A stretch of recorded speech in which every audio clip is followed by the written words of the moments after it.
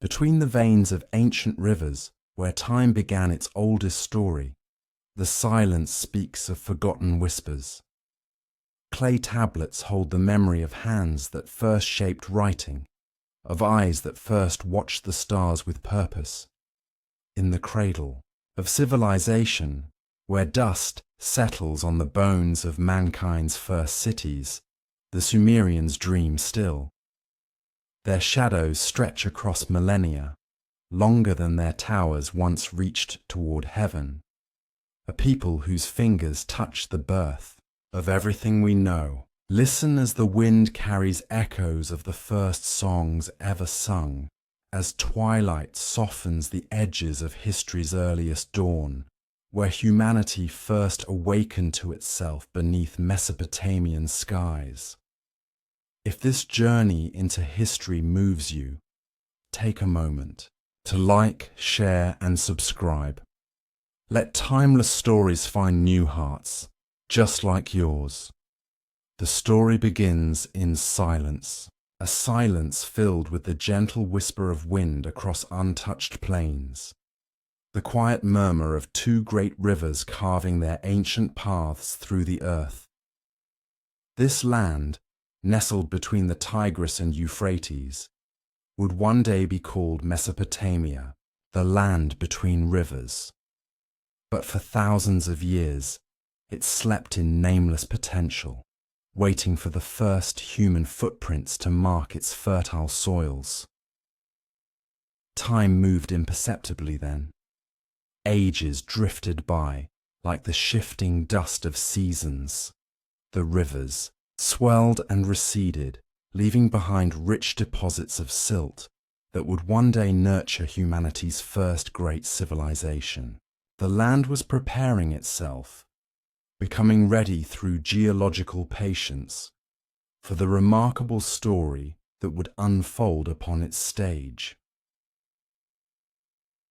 Around 6000 BCE, when the last ice age had long retreated and the world's climate settled into rhythms we might recognize today, small groups of people began to migrate into this fertile crescent.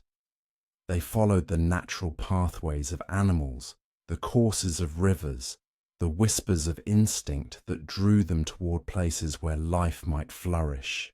They carried with them only the simplest tools, the most fundamental knowledge, stone implements, fire-making skills, and languages that had not yet known the touch of writing. These early settlers were not yet Sumerians. They were predecessors, ancestors of a different name, perhaps the Ubaidians, whose culture would lay the groundwork for what was to come. They discovered a land of contradictions, a place where water flowed abundantly through rivers, but rainfall was scarce, where fertile soil promised abundance but only through human ingenuity and labor, where floods could bring both devastation and renewal. As these early peoples built their first permanent settlements along the riverbanks, they began the slow transformation of both landscape and themselves. No longer nomadic followers of herds and seasons, they became tenders of the earth. They learned to plant barley and wheat in the rich alluvial soil. They observed the river's annual floods and began to harness them, digging simple irrigation, ditches to direct water to their growing fields. The transition was not sudden but gradual, a slow awakening of human potential measured in generations rather than years. Settlements grew from clusters of reed huts to more permanent structures of mud brick. Knowledge was passed down through families, how to predict the floods, when to plant certain crops, which wild plants held medicinal properties, how to fashion clay into vessels for storing the bounty of harvests. By 5000 BCE, a distinct pattern of village life had emerged across southern Mesopotamia. Small communities dotted the landscape, each centered around agricultural fields and connected to others by the natural highways of the rivers. Trade began. Simple exchanges of surplus crops for materials like obsidian and lapis lazuli from distant mountains, metals from far-off lands, shells from distant seas. The rivers themselves became channels, not just for water, but for ideas. Innovations spread from one settlement to another. Better methods for pottery firing, more efficient tools, new crops. Slowly, almost imperceptibly, these separate communities began to share not just goods, but cultural elements. Similar pottery styles, comparable religious practices, common myths to explain the mysteries of existence. It was in this fertile environment, both physically and culturally, that the people we now call Sumerians began to emerge as a distinct civilization around 4500 BCE. Their origins remain somewhat mysterious. They were not indigenous to the region, but likely migrated from somewhere to the east. Their language stood apart from others, an isolate unrelated to the Semitic tongues that surrounded them, a linguistic island in a sea of different speech. The Sumerians brought with them new ideas, or perhaps developed them upon arrival. More sophisticated irrigation techniques, advanced pottery wheels, innovative architectural concepts. Most importantly, they possessed a unique worldview, a way of understanding humanity's relationship to cosmic forces that would shape their society and leave an indelible mark on all civilizations that followed. As dawn broke over the marshlands and plains of southern Mesopotamia each day, the Sumerians rose to tend their fields and animals. They built their lives around the rhythms of agriculture, planting in the cool months after the autumn floods receded, harvesting before the scorching summer heat made labor unbearable. Their calendar followed not arbitrary numbers, but the natural cycles that governed their survival. We might imagine one such morning as the sun's first light gilded the eastern horizon.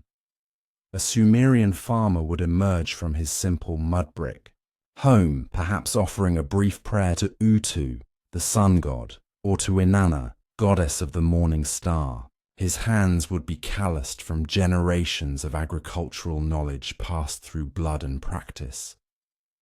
His eyes would scan the sky for weather signs, his mind calculating the day's necessary tasks according to season and need. Around him, his family would stir, children helping with simpler tasks, women grinding grain for the day's bread, elders offering guidance based on decades of accumulated wisdom. Beyond his household, the entire community moved in coordinated purpose. Some tended irrigation canals, clearing silt to ensure water flowed freely to the fields. Others cared for the communal herds of sheep and goats. Still others might be crafting tools, weaving textiles, or shaping clay into useful vessels. As centuries passed, something remarkable began to happen. The successful agricultural practices of the Sumerians created surpluses, more food than was immediately needed for survival. This surplus changed everything. It meant that not everyone needed to farm. Some could specialize in other crafts: pottery, metalworking, weaving. Others could devote themselves to less tangible but equally important roles: priests interpreting the will of the gods, officials organizing communal projects, merchants facilitating trade. By 4000 BCE, the small farming villages had grown. The most favorably situated settlements, those at critical junctions of trade routes or particularly fertile areas, began to attract more people. The population density increased, and with it came new challenges and opportunities. How to organize larger groups of people, how to distribute resources, how to defend accumulated wealth, how to manage the increasingly complex irrigation systems that sustained them all. The solutions to these challenges gave birth to something unprecedented in human history: the city, not merely larger villages, but fundamentally different social structures. At Eridu, thought to be the oldest city in Sumer, a temple dedicated to Enki, god of fresh water and wisdom, rose above the surrounding dwellings. The temple served not just as a religious center, but as an economic and administrative hub. Priests managed the collection and redistribution of agricultural surplus, organized labor for major projects, and interpreted omens and divine will. By 3800 BCE, several Sumerian cities had emerged: Eridu, Uruk, Lagash, Kish, Nippur, each centered around a temple complex dedicated to a patron deity. The city of Uruk would grow to become particularly important, eventually housing perhaps 50,000 people within its walls, an unprecedented concentration of humanity for its time. The development of these early cities coincided with, and indeed necessitated, another profound Sumerian innovation: writing. As temple complexes administered increasingly complicated economic systems, keeping track of transactions, obligations, and inventories became crucial. Around 3400 BCE, the Sumerians began using clay tokens and then clay tablets impressed with pictographs to record economic transactions. These early pictographs, simple drawings representing objects, gradually evolved into increasingly abstract symbols. A drawing of a head came to represent not just head, but concepts related to it, like person or foremost. Over centuries, this system developed into what we now call cuneiform, wedge-shaped marks pressed into clay with a reed stylus, representing not just objects but sounds, allowing for the expression of abstract ideas and eventually full grammatical language. The invention of writing transformed society. Knowledge could now be recorded and transmitted across generations with unprecedented accuracy. Laws could be codified, histories preserved, literature created. The first known author whose name we know, Enheduanna, high priestess of the moon, god Nana at Ur, would compose hymns and poems that still move us today, over 4,000 years later. As cities grew more complex, so too did their governance. The early temple-centered administration gradually gave way to more secular kingship. The Sumerian word for king, Lugal, literally meant big man, suggesting origins in tribal leadership rather than divine right. Yet kingship quickly took on sacred dimensions. The kings served as intermediary between the people and the gods, responsible for maintaining harmony between the earthly and divine realms. One can imagine the awe a simple farmer might feel approaching Uruk during this period.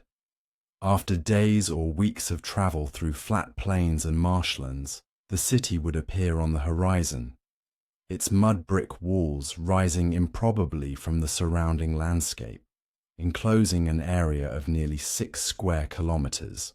Drawing closer, the massive ziggurat temple would come into view, its stepped platforms reaching toward the heavens like a mountain made by human hands in this otherwise flat country.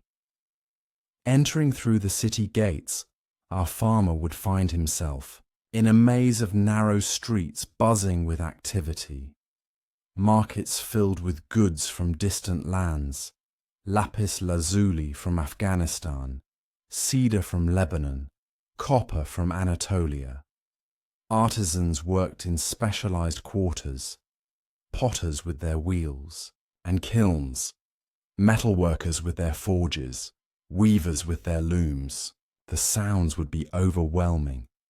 The calls of merchants, braying of donkeys, hammering of copper, chanting of priests, crying of children, and everywhere the evidence of organization, canals bringing water through the city, granaries storing surplus, temples collecting offerings, scribes recording transactions with their reed styluses on clay tablets.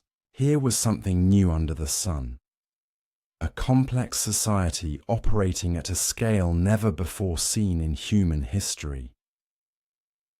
To understand the Sumerians, we must understand their conception of the cosmos and their place within it. For them, the universe was not a neutral space governed by impersonal natural laws. It was alive with purpose and personality. A realm where divine beings shaped every aspect of existence. The Sumerian cosmos consisted of heaven, An, and earth, Kai, which had once been united but were separated at the beginning of time. Between them flowed the divine power and authority known as Me, the sacred formulas or archetypes that governed everything from kingship to craftsmanship, from love to war. The gods themselves were not abstract concepts, but living personalities, with emotions, desires, and conflicts. An, the sky god, and Kai, the earth goddess, gave birth to Enlil, god of air and storm. Enlil in turn fathered many deities, including Nana, the moon god. From Nana came Utu, the sun, and Inanna, queen of heaven, goddess of love and war. Enki, god of fresh water and wisdom, played the role of cultural hero, bringing the arts of civilization to humanity. Each city claimed a patron deity who was thought to literally dwell within the temple. Uruk belonged to Inanna, Ur to Nana, Eridu to Enki, Nippur to Enlil. The temple was not merely a place of worship, but the god's earthly home, complete with bedchambers where the deity's statue was ritually bathed, clothed, and fed each day. The physical form of these temples evolved over centuries. Early simple shrines gave way to increasingly elaborate structures. By 3000 BCE, the distinctive ziggurat form had emerged, a massive stepped platform with a temple at its summit. The Great Ziggurat of Ur, rebuilt around 2100 BCE by King Ur-Nammu, rose some 30 meters above the surrounding plain, its 3 levels connected by staircases, its summit crowned with a blue-glazed shrine to Nana. For the Sumerians, these ziggurats served as cosmic mountains connecting heaven and earth. They were built on the precise spot where the particular deity had chosen to manifest in the world. The staircases allowed priests to ascend toward the divine realm and permitted the god to descend to earth when necessary. The very act of building and maintaining these structures was considered sacred service to the gods. The religious calendar dictated the rhythm of Sumerian life. Major festivals celebrated seasonal transitions, the New Year festival in spring, harvest celebrations in autumn. During these times, the entire city would participate in elaborate rituals, processions, and feasts. The sacred marriage rite, or hierosgamos, in which the king symbolically married the goddess Inanna, represented by her high priestess, ensured fertility for the land and prosperity for the people. Ordinary Sumerians experienced religion as a constant presence. Each household maintained small shrines to personal deities and ancestors. Daily activities began with prayers and offerings. Life transitions, birth, coming of age, marriage, death, were marked by religious ceremonies. When illness struck, it was understood as divine displeasure, requiring both medical treatment and spiritual intervention through prayers, incantations, and offerings. The relationship between humans and gods was not one of loving devotion, but of dutiful service. The Sumerians believed humans had been created specifically to serve the gods, to do the labor the divine beings found too burdensome. In the Sumerian creation myth, humans were formed from clay mixed with the blood of a slain god, making humanity partly divine, but fundamentally mortal and subservient. This worldview might seem pessimistic to modern sensibilities, but it provided a coherent framework for understanding one's place in the cosmos. Every person, from king to slave, had a role to play in maintaining cosmic order. Success and prosperity came through properly fulfilling one's duties to the gods and society. Disasters, floods, famines, invasions signaled divine displeasure with human failings. Priests served as intermediaries between the human and divine worlds. They were specialists in the complex rituals believed necessary to please the gods, in reading omens to discern divine will, and in the growing body of written religious knowledge. The high priest or priestess of a city's main temple wielded enormous influence, sometimes rivaling that of the king. Divination, the art of reading divine messages in natural phenomena, became highly developed. Priests specialized in hepatoscopy, reading sheep livers, astrology, interpreting celestial movements, and analyzing the patterns in smoke, oil on water, or the flight of birds. These were not superstitions, but sophisticated systems of interpretation, often recorded in detailed technical manuals passed down through generations of temple scholars. The temples themselves functioned not just as religious centers, but as economic powerhouses. They owned vast tracts of land, managed large workforces, operated specialized workshops, and engaged in long-distance trade. Temple inventories and accounts form a large portion of surviving Sumerian texts, revealing sophisticated economic organization. The Temple of Inanna at Uruk, for example, employed hundreds of people, from high priests to humble sweepers, from skilled artisans to agricultural laborers.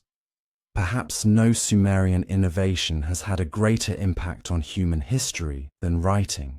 What began as a practical solution to administrative challenges, keeping track of temple assets and obligations, blossomed into one of humanity's most transformative technologies.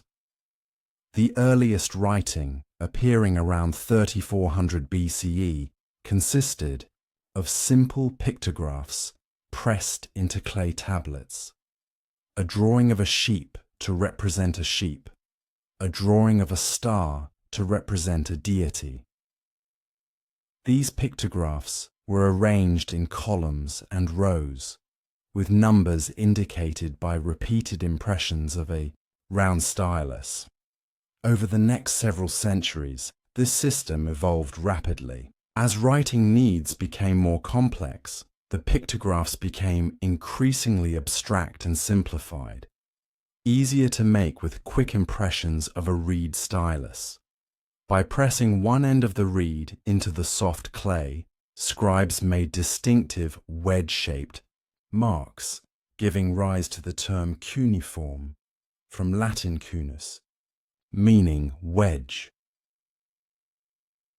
An even more profound change occurred as the writing system shifted from representing only objects to representing the sounds of language. A pictograph could now stand for a homonym. The drawing of a reed, Sumerian gi, could represent the verb to return, also pronounced gi. This rebus principle allowed for writing abstract concepts and grammatical elements.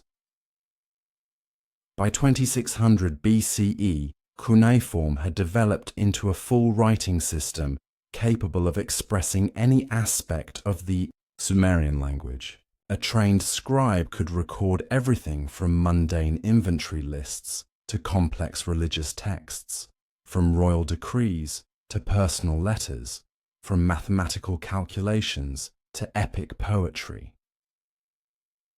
Learning this complex system required years of dedicated study. Young scribal students, mostly boys from elite families, though some women, particularly those destined for religious roles, also received training, would attend the Edaba, or tablet house. There, under the stern guidance of a master scribe called the school father, they would learn to prepare clay tablets, hold the stylus correctly, and reproduce the hundreds of signs comprising the cuneiform system. Surviving school texts reveal the rigorous curriculum. Students began with simple exercises copying basic signs, then moved to vocabulary lists organized by category: trees, animals, geographical features. They progressed to copying proverbs, hymns, and literary works. Advanced training included mathematics, accounting practices, contract formation, and letter writing. Discipline was strict. Tablets record complaints of students being caned for errors, tardiness, or poor presentation. Despite these hardships, scribal training offered a path to influence and prosperity. A skilled scribe could find employment in temple administration, royal service, or as a private secretary to wealthy merchants. Literacy conferred status and opportunity in a society where written records increasingly governed economic and legal relationships. As writing became more sophisticated, the Sumerians began recording not just economic transactions but knowledge itself. They compiled lists organizing the world into categories. Lists of professions, of plants and animals, of geographical features. These lists reveal a desire to catalogue and systematize knowledge, to find order in the complexity of existence. Mathematical knowledge developed in parallel with writing. The Sumerians used a sexagesimal, base 60 number system, which we still echo when we divide hours into 60 minutes and circles into 360 degrees.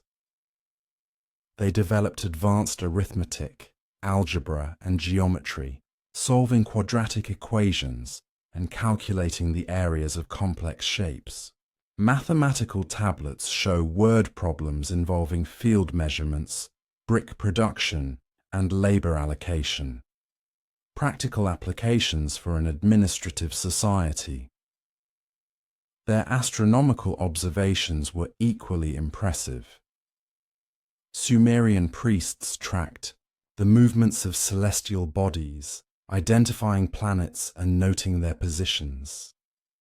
They recognized patterns in lunar phases and developed a lunar calendar of 12 months, adding intercalary months when necessary to align with the solar year. These observations had both religious significance, as omens revealing divine intentions, and practical applications for agricultural planning. Medical knowledge combines empirical observation with religious understanding. The earliest known medical text, dating to around 2100 BCE, describes symptoms, prescribes remedies made from plants and minerals, and includes incantations to drive away the demons believed to cause illness. Sumerian physicians recognized the pulse as diagnostically significant and developed surgical techniques including the use of bandages soaked in wine as antiseptics.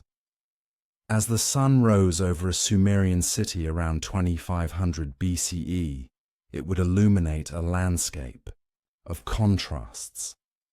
At the center, the ziggurat and temple complex would catch the first light, their mud brick masses rising above the surrounding buildings.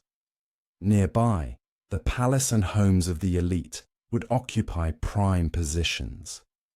Beyond would spread the densely packed houses of ordinary citizens, single-story structures built around central courtyards. Outside the city walls, fields would stretch to the horizon, crossed by the vital irrigation canals that made agriculture possible in this semi-arid land. The typical Sumerian house was built of sun-dried mud brick, with walls up to a meter thick, providing insulation against the extreme heat of summer and the cool of winter nights. Wooden doors, often the most expensive component of the house, opened onto narrow winding streets designed to provide shade and protection from the hot desert winds. Inside, rooms were arranged around a central courtyard that provided light, ventilation, and space for household activities. Furniture was simple but functional. Reed mats covered packed earth floors. Low wooden tables, stools, and storage chests comprised the main furnishings. Sleeping might take place on reed mats or simple beds. Cooking was done in the courtyard or in a designated kitchen area, using clay ovens for baking bread and ceramic vessels for preparing stews and porridges. The day would begin early, before the worst heat. Women would grind grain for the day's bread using limestone querns. Children would be sent to fetch water from the neighborhood well or canal. Men would depart for their fields or workshops. The sounds of the awakening city would fill the air. The braying of donkeys, the bleating of sheep being led to pasture, the calls of merchants setting up their wares, the rhythmic chanting of temple singers greeting the dawn. Diet centered around barley, the staple crop of ancient Mesopotamia. Barley was consumed as bread, porridge, and most famously, beer. The Sumerians considered beer a gift from the gods, a civilizing force that separated humans from animals. Beer production was originally managed by temples and was often used as payment for labor.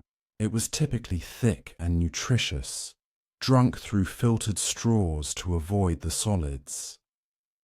Supplementing this grain base were vegetables grown in irrigated gardens: onions, garlic, leeks, lentils, and beans. Fruit trees provided dates, which were valued for their natural sweetness. Fish caught in rivers and canals added protein to the diet, as did products from domesticated animals. Milk from cows, goats, and sheep was processed into butter and cheese. Meat, however, was relatively rare in the average diet, reserved for special occasions and religious festivals. Clothing reflected both practical needs and social status. The basic garment for men and women was a simple tunic or skirt made of wool or flax. Elites distinguished themselves with elaborately layered garments, often decorated with colorful embroidery or fringes. The kanakas, a sheepskin skirt with characteristic tufted appearance, features prominently in Sumerian art as a marker of high status. Metalworkers created jewelry of gold, silver, and semi-precious stones for those who could afford such luxuries. Social life centered around family and neighborhood. Extended families often lived together or in close proximity, providing mutual support across generations. Marriage was primarily an economic arrangement, formalized through contracts specifying bride, prices, dowries, and inheritance rights. While men held legal authority within the household, surviving documents show Sumerian women exercising significant economic rights. They could own property, operate businesses, serve as witnesses to contracts, and in some cases pursue independent professions, particularly in textile production, brewing, and as priestesses. Children's lives blended play and preparation for adult roles. Clay figurines, miniature vessels, and simple board games have been found in excavations, suggesting universal aspects of childhood. Education was primarily informal, with most children learning their future occupations through apprenticeship, typically following in their parents' footsteps. Only a small elite, destined for scribal, administrative, or religious roles, received formal education in the tablet houses. Beyond the family, Sumerian social structure was highly stratified. At the top stood the royal family and highest religious officials. Below them were the nobility and wealthy merchants. The middle ranks included skilled artisans, minor officials, and small landowners. The largest group comprised common laborers, peasant farmers, and fishermen. At the bottom were slaves, typically prisoners of war or individuals who had fallen into debt bondage. However, Sumerian slavery differed from later forms. Slaves could own property, operate businesses, marry free persons, and potentially purchase their freedom in their fields. The irrigation canals brought life to the plains of Sumer, transforming the harsh landscape into a verdant paradise where crops flourished under the watchful eyes of the gods. As the waters of the Tigris and Euphrates were tamed and directed by human hands, so too did the chaotic forces of nature bend to the will of civilization. The people of Sumer, having established themselves in this once inhospitable land, began to flourish beyond mere survival, venturing into the realm of cultural achievement that would echo through the corridors of time for millennia to come. With the agricultural foundation firmly established, the Sumerian city-states grew in both population and complexity. The surplus of food allowed for specialization of labor, freeing minds and hands from the constant toil of survival. Artisans perfected their crafts, priests deepened their understanding of cosmic mysteries, and rulers expanded their vision beyond the immediate needs of their people. It was in this fertile environment of prosperity that the golden age of Sumer began to bloom like a desert flower after the first rains. In the shadow of the rising ziggurats, Sumerian culture flourished with unprecedented vitality. The surplus of food had created time, that most precious of resources, allowing for the development of arts, crafts, and intellectual pursuits that would form the bedrock of human civilization. The bustling markets of and Uruk became hives of activity where merchants traded goods from distant lands, bringing not only material wealth but also new ideas that would be absorbed into the ever-expanding Sumerian worldview. The skilled hands of Sumerian artisans transformed humble clay into objects of both practical use and artistic beauty. Potters seated at their wheels shaped vessels with graceful forms that served the needs of daily life while reflecting an aesthetic sensibility that valued harmony and proportion. The rhythmic turning of the potter's wheel, a Sumerian innovation that revolutionized ceramic production, became a metaphor for the cycle of creation that the Sumerians perceived in all aspects of existence. Each vessel that emerged from the kiln was not merely a container, but a testament to human creativity in partnership with the elements of earth, water, fire, and air. Metalworkers mastered the secrets of copper and bronze, heating, hammering, and casting these metals into tools and weapons that extended human capabilities. The glint of light on polished metal surfaces spoke of wealth and power, as bronze became increasingly associated with the elite classes and their ability to command resources. The earliest copper implements, crude by later standards, gave way to more sophisticated bronze artifacts as Sumerian metallurgists discovered the properties of different alloys and refined their techniques over generations. In the workshops of artisans crafted delicate jewelry of gold and lapis lazuli, precious materials that had to be imported from distant lands. The deep blue of lapis, reminiscent of the night sky, and the warm glow of gold, evoking the life-giving sun, adorned the bodies of the wealthy and powerful, marking their status while connecting them symbolically to the cosmic forces that governed the universe. These treasures, some of which would remain buried in royal tombs for millennia before being rediscovered by modern archaeologists, bear witness to the sophistication of Sumerian craftsmanship and the extensive trade networks that brought exotic materials to their cities. The visual arts extended beyond the creation of practical objects to include works meant to commemorate significant events and honor the gods. Sculptors carved statues of worshippers with wide, staring eyes, eternally gazing upon the divine presence in temple sanctuaries. These votive figures, with hands clasped in perpetual prayer and expressions of solemn devotion, served as permanent proxies for the faithful, continuing their worship even in their absence.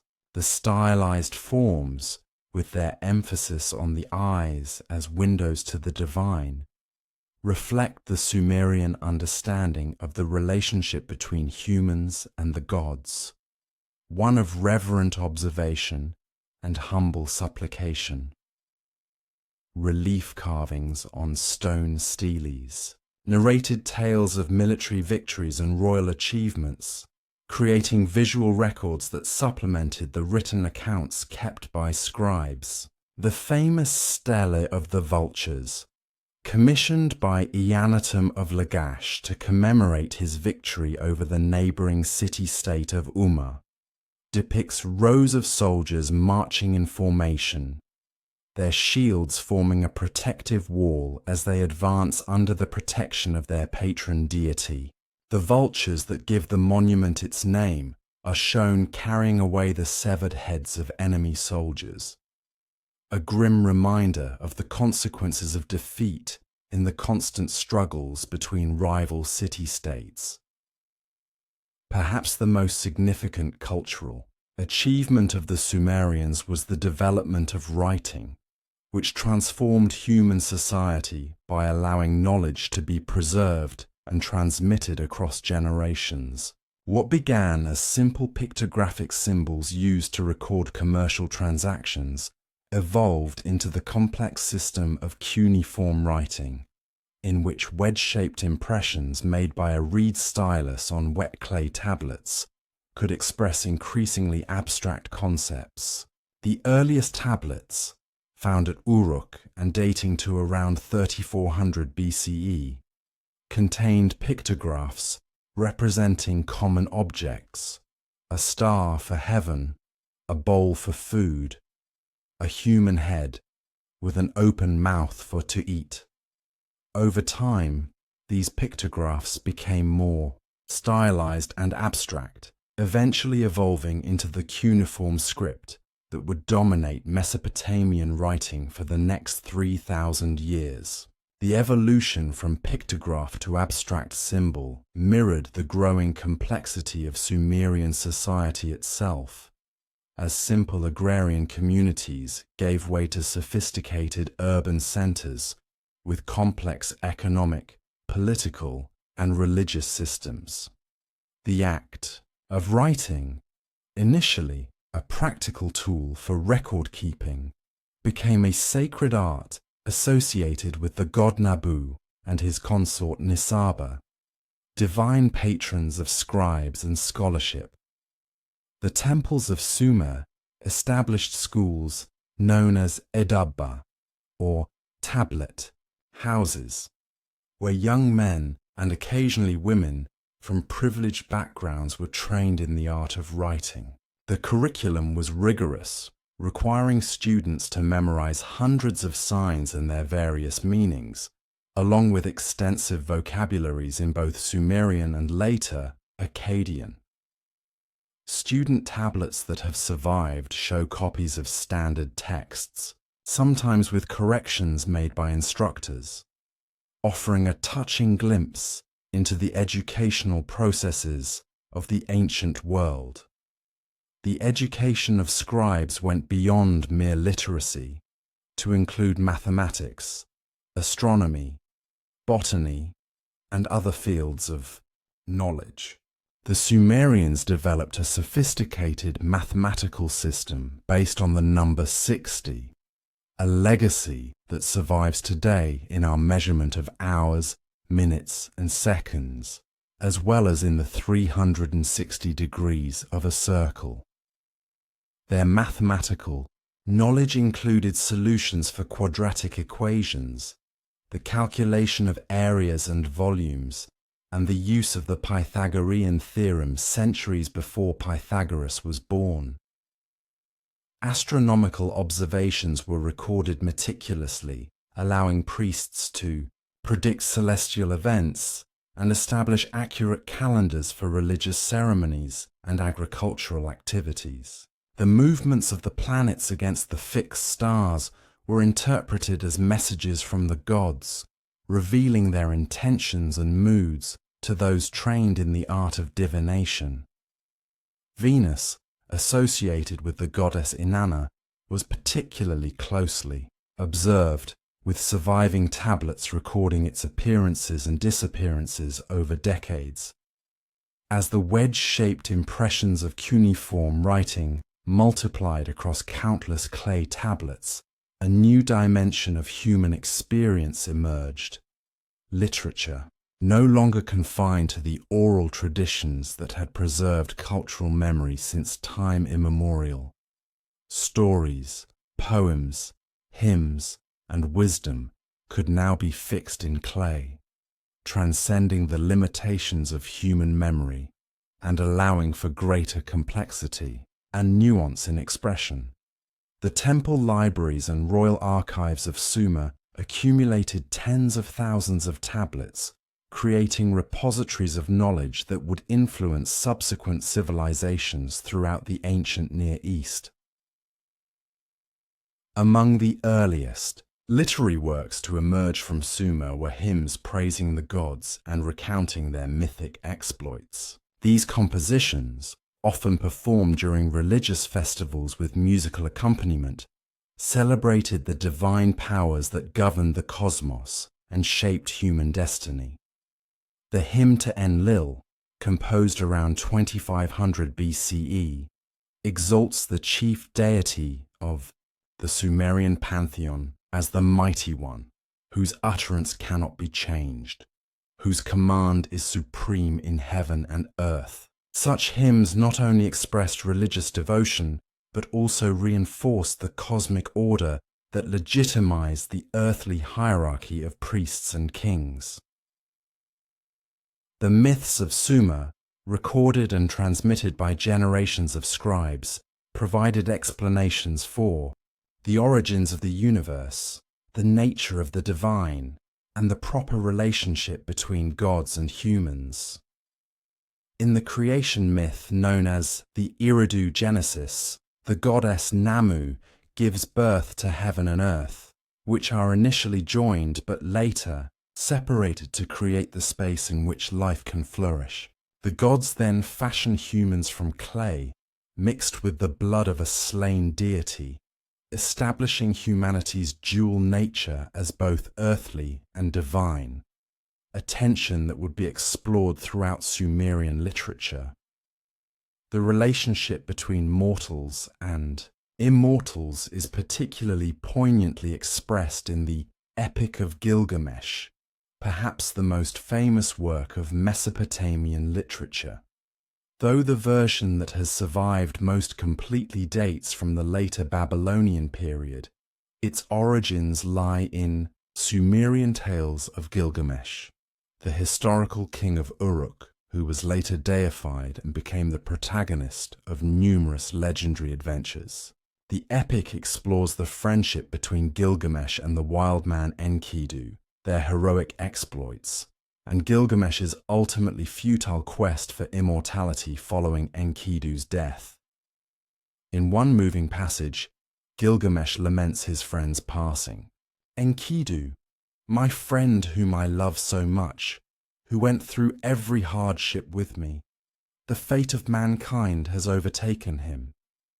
6 days and 7 nights I wept over him until a worm fell out of his nose.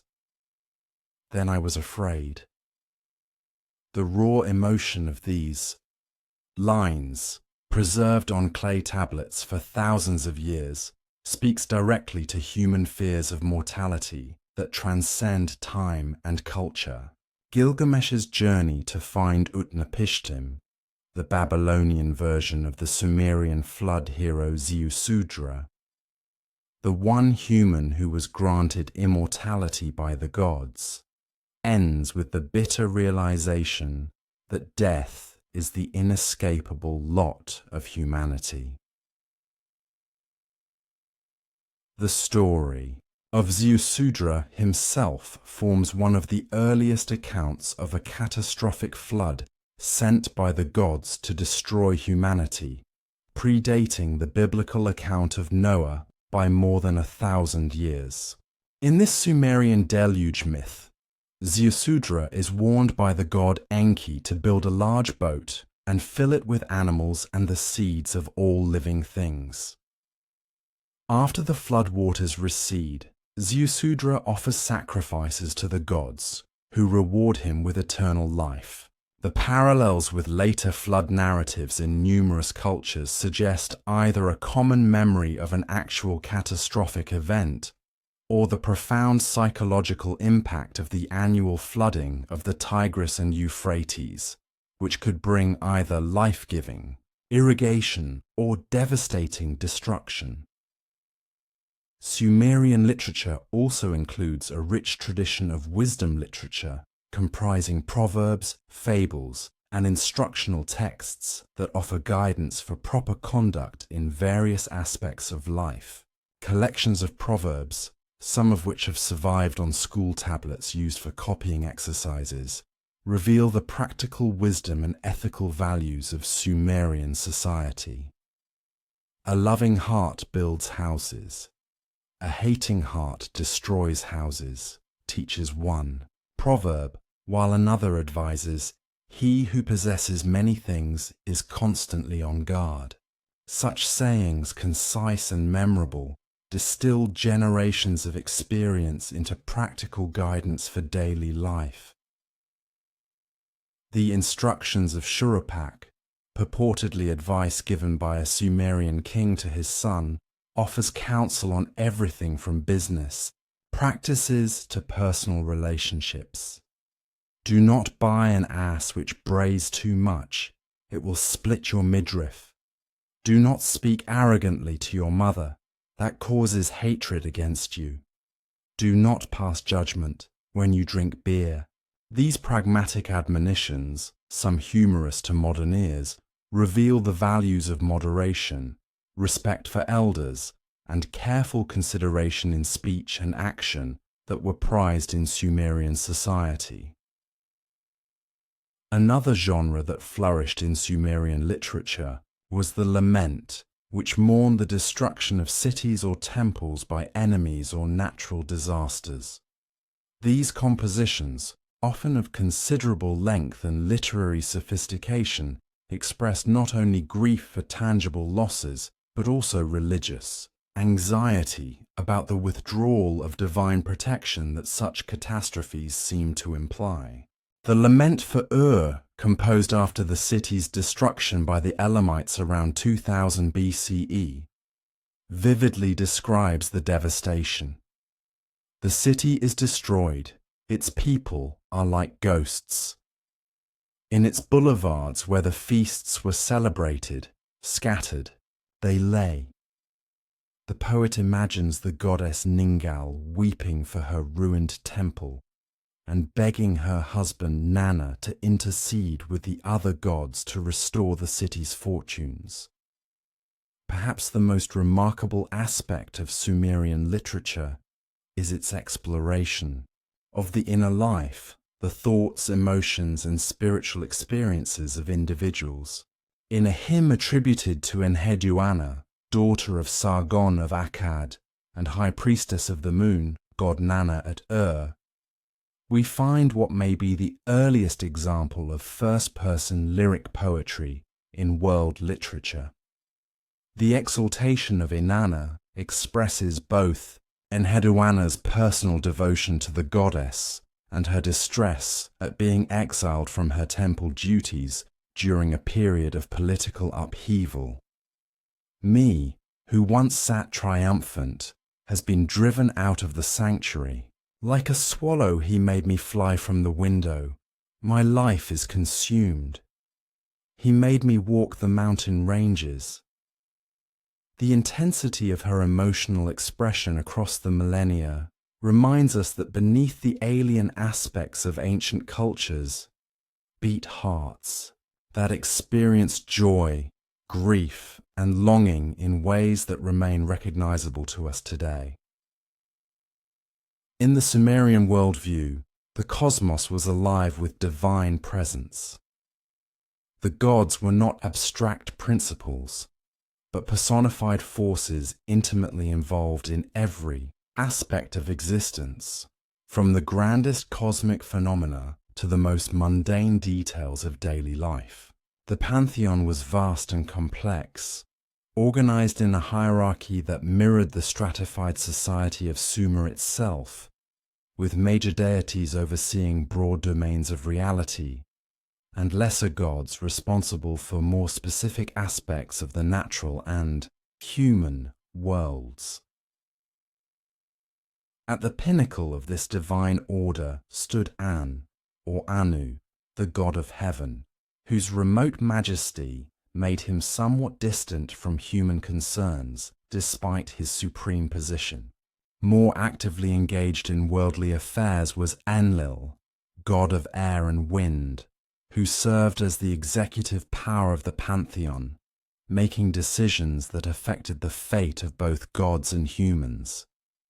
It was Enlil who possessed the tablets of destiny that decreed the fate of all things, and his temple at Nippur, the Iker or mountain house, was the most revered religious site in Sumer, drawing pilgrims from throughout the land. Complementing these male deities was a powerful goddess, Ninhursag, also known as Ki, Ninmah, or Nintu, who represented the earth and embodied the principle of fertility. As Lady of the Sacred Mountain and Mother of all children, she was associated with birth, nurturing, and healing. According to some myths, she helped create humanity by forming them from clay, and she was often invoked during childbirth to protect both mother and infant during this dangerous transition. The third member of the Supreme Triad was Enki, later known as Ea, god of the freshwater depths, the Abzu, and patron of wisdom, crafts, and magic.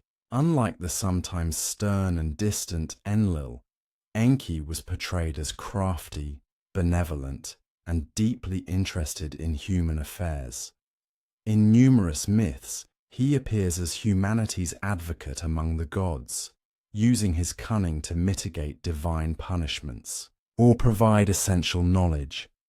It was Enki who warned Ziusudra of the coming flood, defying the decision of the other gods to destroy humanity, and who gave humans the arts of civilization after the waters receded. Perhaps the most fascinating deity in the Sumerian pantheon was Inanna, later known as Ishtar, goddess of love, fertility, and war.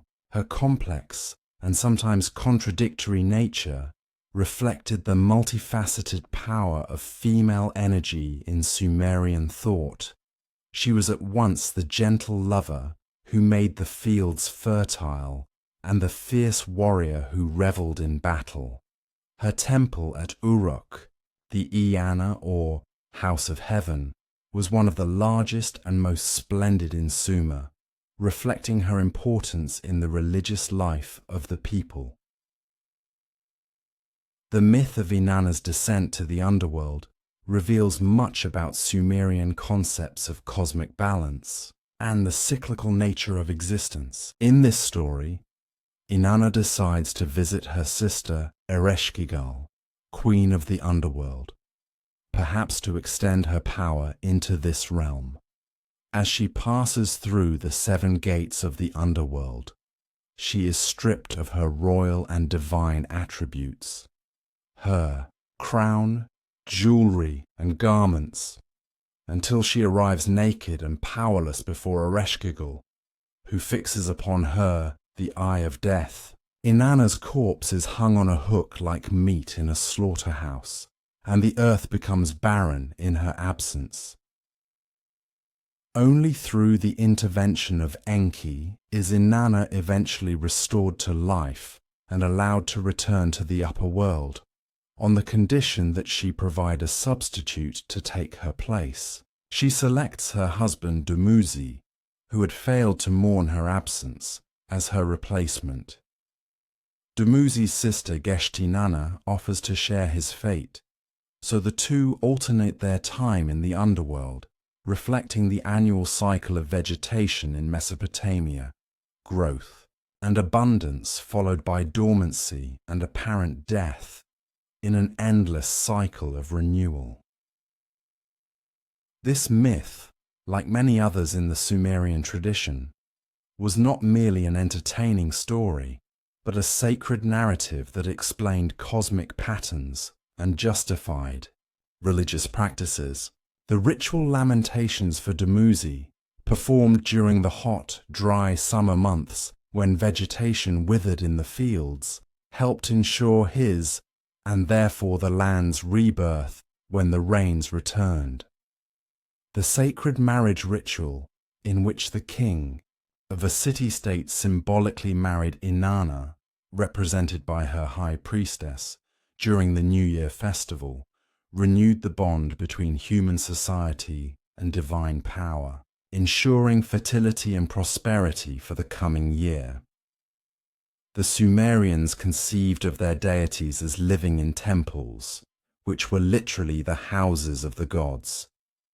Each major city had a temple dedicated to its patron deity, often built atop a massive stepped platform known as a ziggurat. These imposing structures, visible for miles across the flat plain, symbolized the mountain that had risen from the primordial waters in creation myths and served as a connection between heaven and earth. The ziggurat at Ur, dedicated to the moon god Nanna, still stands today in partial ruin. Its weathered brick terraces are testament to the architectural ambition and religious devotion of the Sumerians who built it 4,000 years ago. Within each temple complex was an inner sanctuary housing the cult statue of the deity, crafted of precious materials and ritually brought to life through elaborate ceremonies. These statues were not merely representations, but were believed to embody the actual presence of the god or goddess, who required daily care and attention. Temple personnel performed elaborate rituals to awaken the deity each morning, bathe and dress the statue, and offer meals at regular intervals throughout the day. In the evening, the deity was ritually put to bed, with appropriate prayers and hymns. The temple economy was central to Sumerian society, with vast estates managed by priests who employed large numbers of workers to cultivate fields, tend livestock, and produce goods that supported both the religious personnel and the needs of the cult. Offerings flowed into the temples from all levels of society. Kings donated vast treasures and commissioned monumental architecture, while ordinary people brought more modest gifts according to their means. The redistribution of these resources, particularly through temple-sponsored feasts during religious festivals, helped maintain social cohesion and provided a safety net for the vulnerable in times of hardship. Religious festivals punctuated the Sumerian calendar, marking seasonal transitions and commemorating mythic events. The most important was the Akitu, or New Year festival, celebrated when the spring floods began to recede and planting could commence. During this multi-day celebration, the creation epic Enuma Elish was recited, ritually reenacting the triumph of cosmic order over chaos that had established the world at creation. The sacred marriage ceremony between the king and the goddess, represented by her high priestess, ensured that this divine order would continue to prevail in the coming year, securing the fertility of fields and flocks. The Sumerians practiced divination in various forms, seeking to discern the will of the gods and predict future events. Particularly important was the examination of the livers of sacrificed animals, especially sheep, as it was believed that the gods inscribed their intentions on these organs. Professional diviners, known as baru, were trained to interpret the patterns, colours and markings found on livers, with different regions of the organ corresponding to different aspects of life or areas of concern. Clay models of livers with cuneiform notations have been discovered, suggesting that these served as teaching tools for apprentice diviners. Astronomical observations also played a key role in Sumerian religion, with the movements of celestial bodies interpreted as divine communications. The regularity of celestial cycles provided a reassuring sense of cosmic order, while unusual events such as eclipses or the appearance of comets were regarded with apprehension as potential omens of divine displeasure. Priests meticulously recorded these observations, gradually accumulating the data that would form the foundation of Mesopotamian astronomy and eventually astrology. Personal piety in Sumerian religion centered on the relationship between individuals and their personal deities, who served as intermediaries with the great gods of the pantheon. Each person was thought to have a protective spirit, somewhat analogous to a guardian angel, who could intercede on their behalf with higher powers. Personal names often expressed devotion to particular deities, Enlil gave life, or reflected prayers for divine protection, may Inanna listen. Small household shrines have been found in many Sumerian dwellings, suggesting that religious observances were not confined to the great temples, but were integrated into daily domestic life.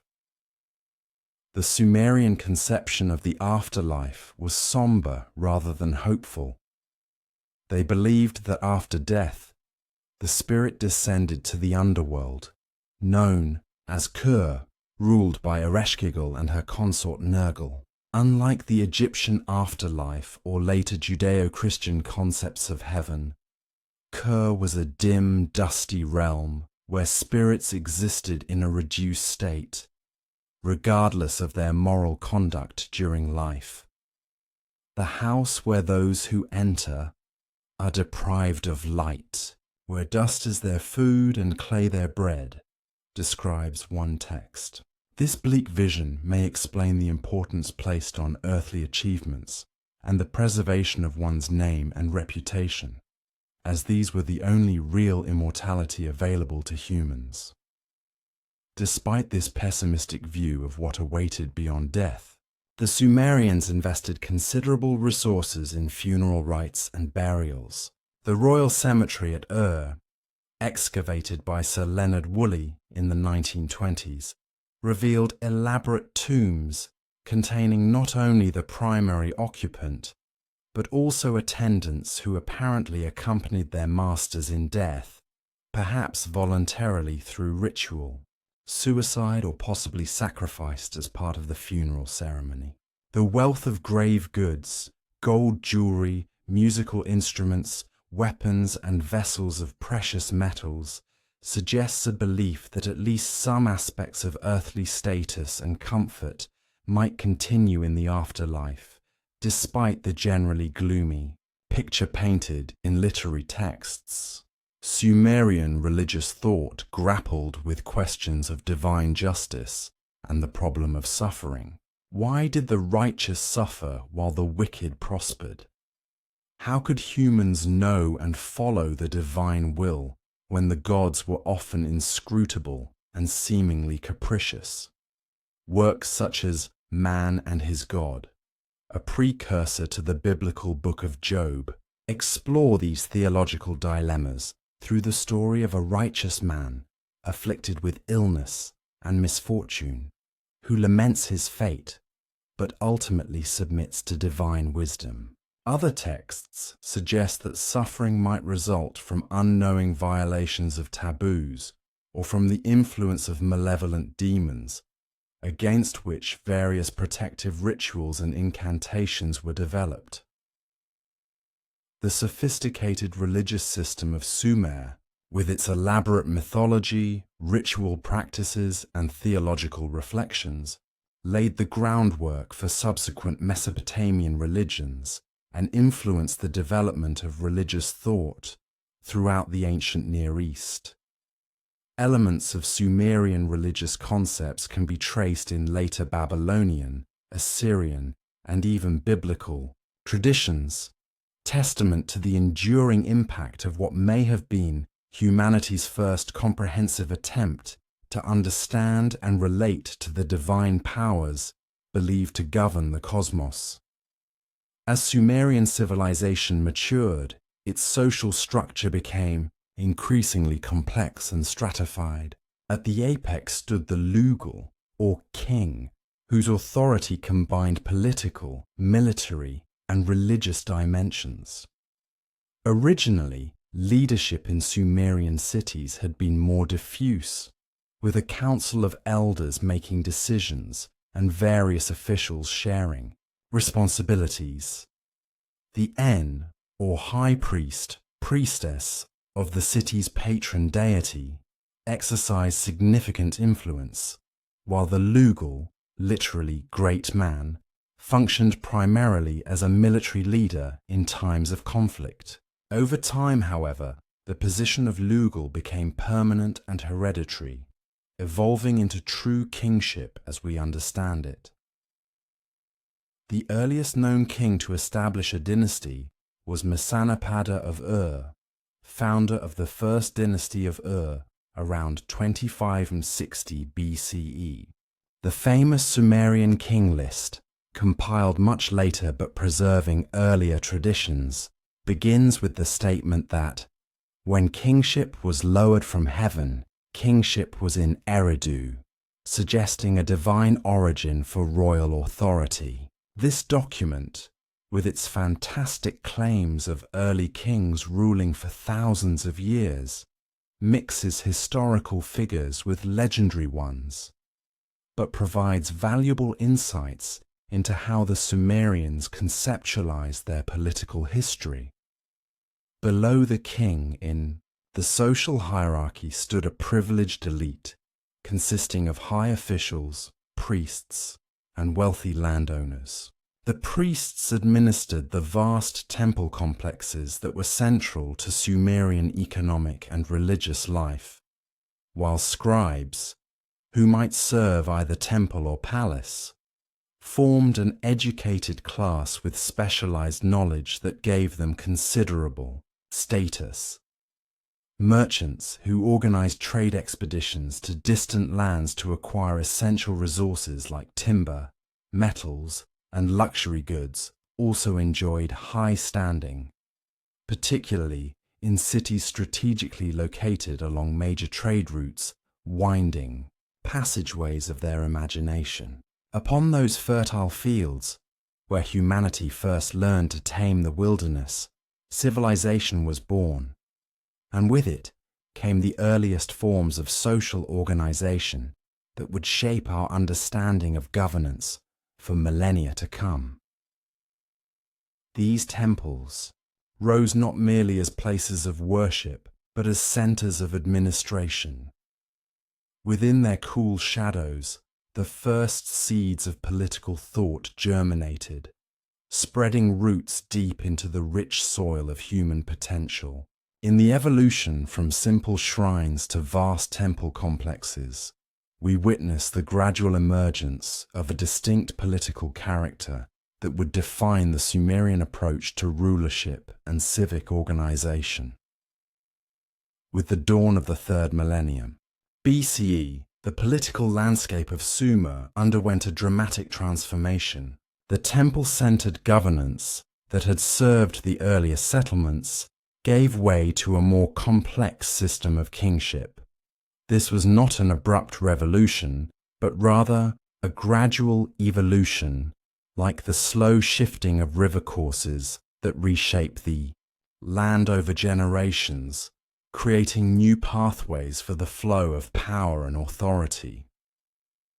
As the Sumerian city-states grew in complexity and ambition, the nature of their leadership evolved accordingly. The En, or high priest, who had once combined religious and administrative duties, gradually found these roles separating. From this division emerged the figure of the Lugal, or big man, the earliest form of what we would recognize as kingship. The transition from priest-centered governance to kingship was reflected in the changing architecture of Sumerian cities, where once the temple had stood alone as the center of urban life, now palaces began to rise alongside them. These royal residences, though never surpassing the temples in religious significance, increasingly claimed their own sphere of authority in matters of state, warfare, and the administration of justice.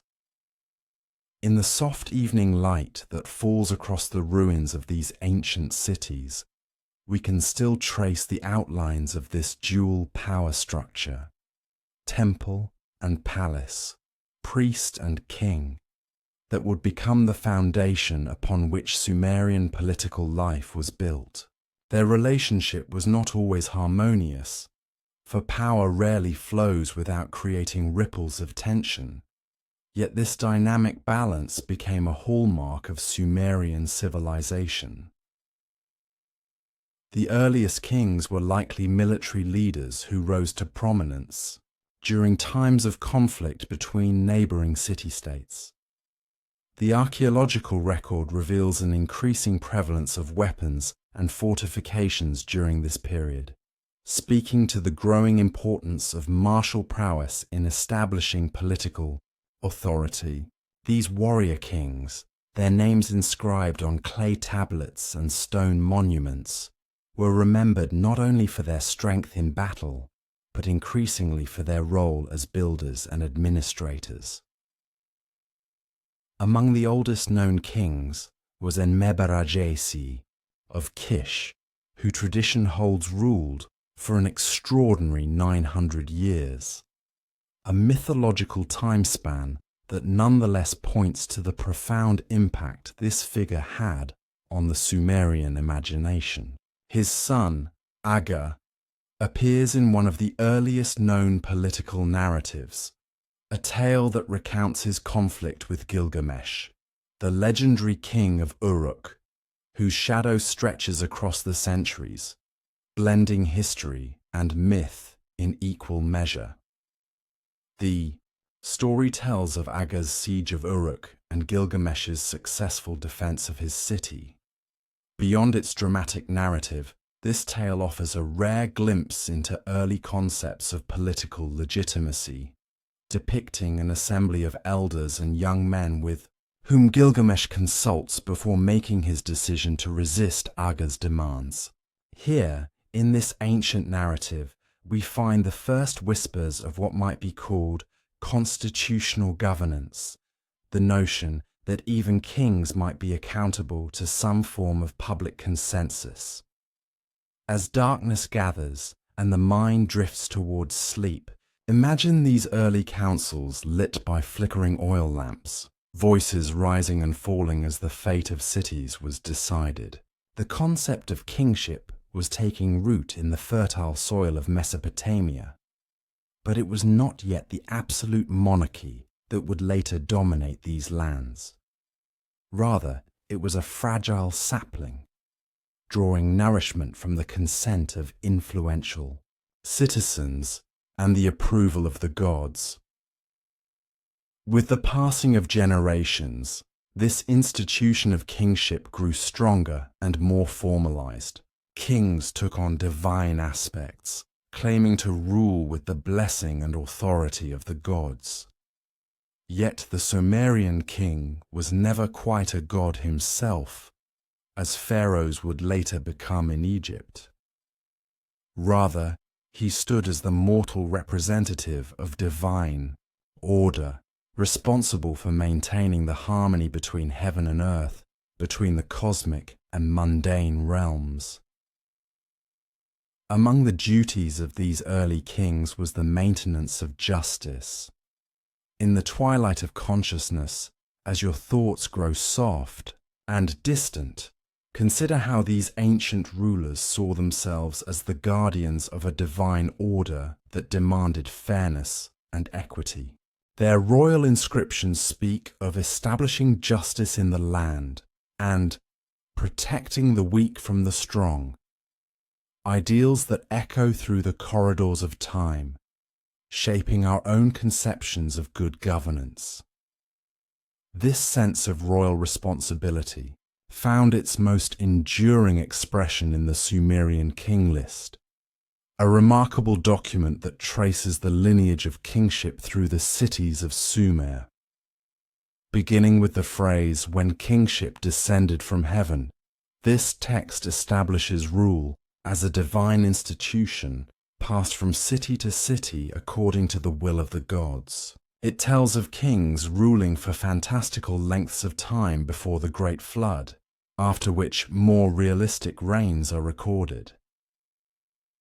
The king list reveals how the center of power shifted among the city-states, moving from Kish to Uruk, from Ur to Awan, each transition marking a change in the political fortunes of these ancient urban centers.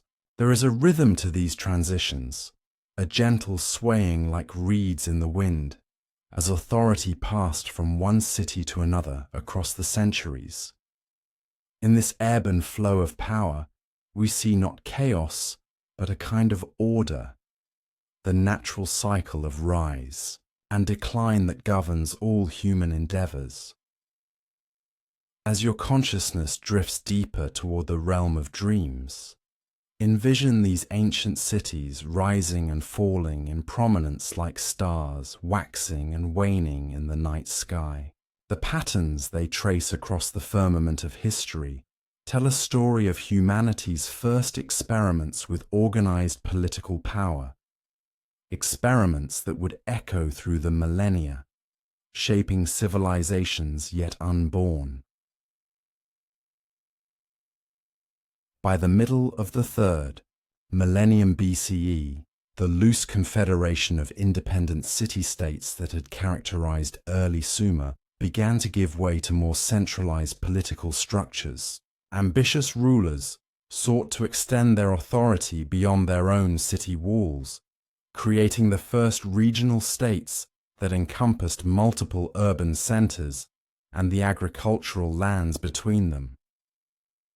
The first well-documented attempt to create such a unified state came under Eannatum of Lagash, who conquered the neighboring cities of Umma, Ur, Kish, and others to create what scholars sometimes call the First Empire of Lagash. His victory stele, known as the Stele of the Vultures for its depiction of birds feasting on the corpses of fallen enemies, provides a vivid portrayal of early warfare and conquest.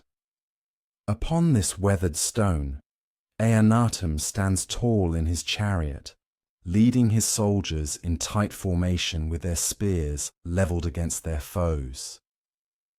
The imagery is both brutal and majestic, speaking to the violence that underlay these first attempts at political unification. Yet it also reveals a sophisticated understanding of military organization and tactics that made such conquests possible.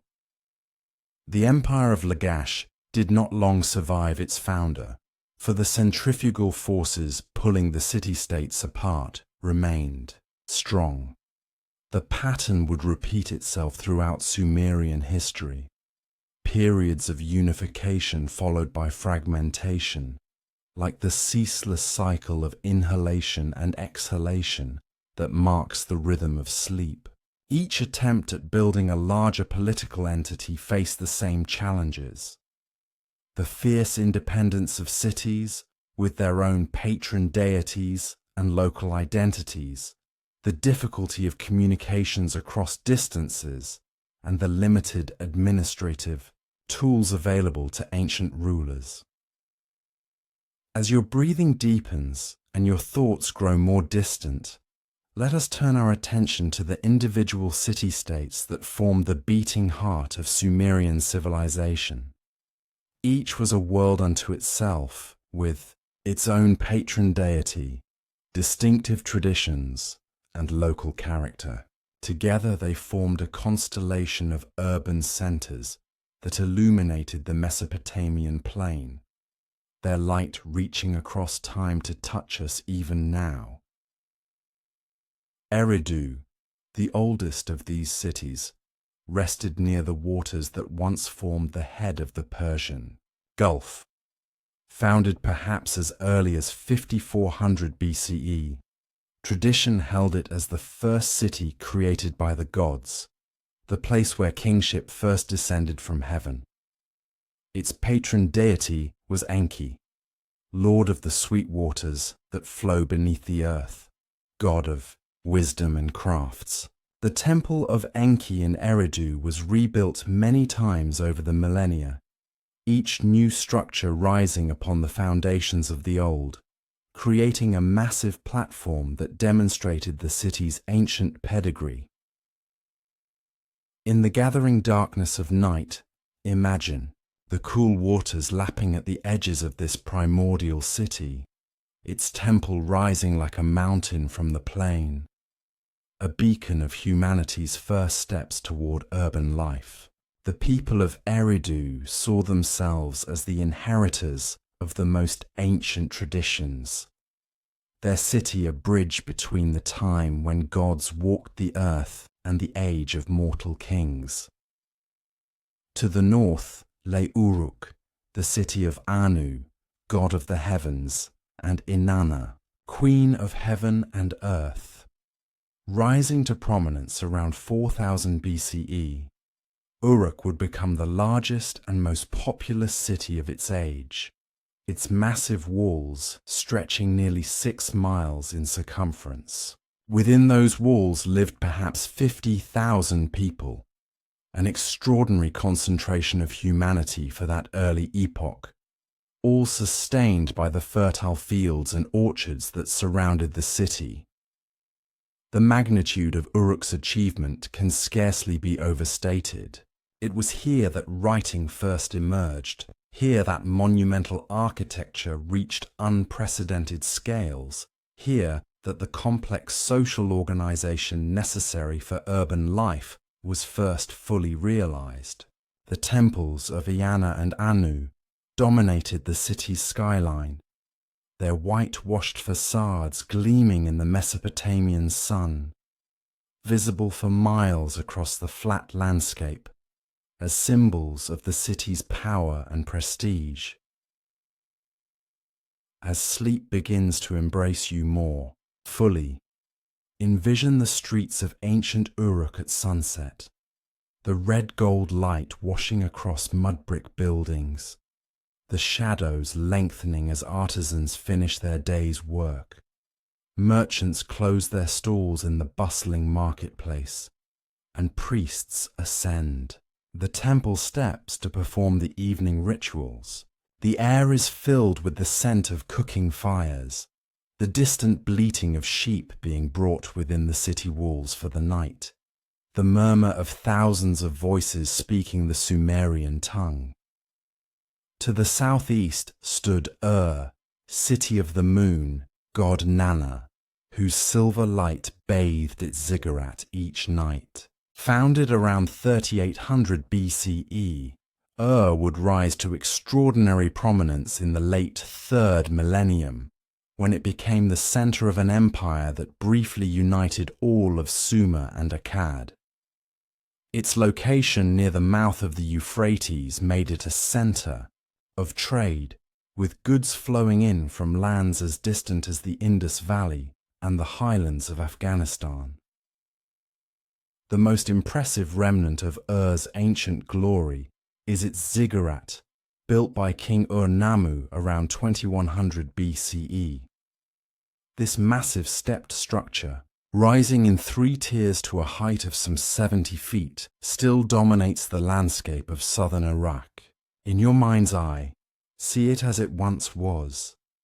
Its baked brick core faced with burnt bricks set in bitumen, a gleaming staircase leading to the shrine at its summit, where only the highest priests could enter. Lagash, lying to the north of was another powerful city-state, renowned for its fertile agricultural lands and the ambitions of its rulers.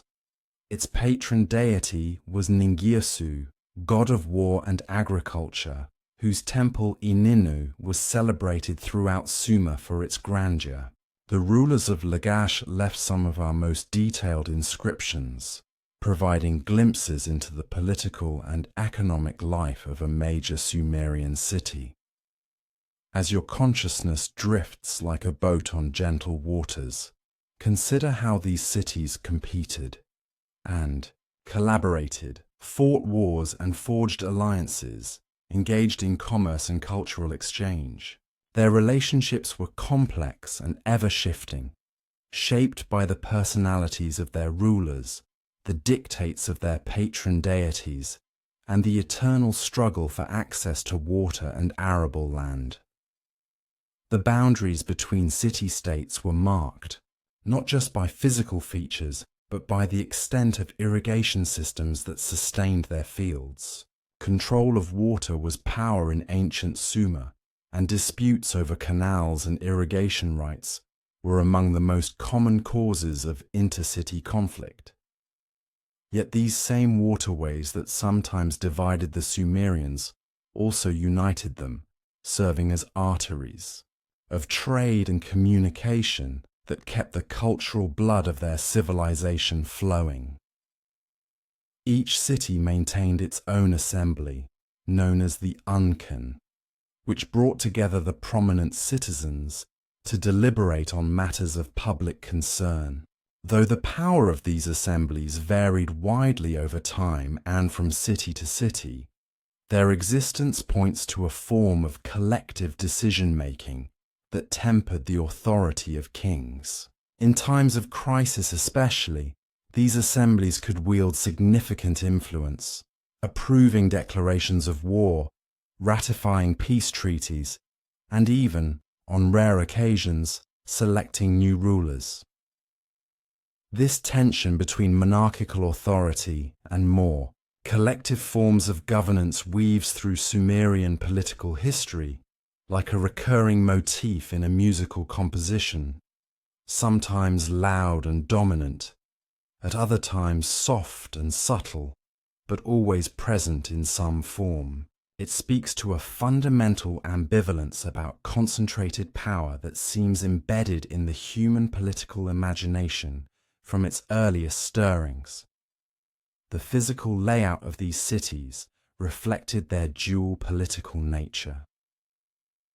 At their heart stood the temple and palace complexes, symbolizing the religious and secular poles of authority.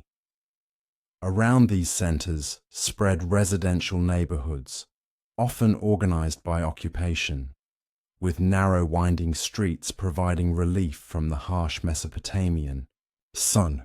Markets occupied strategic locations, usually near the city gates where goods entered from the countryside and distant lands.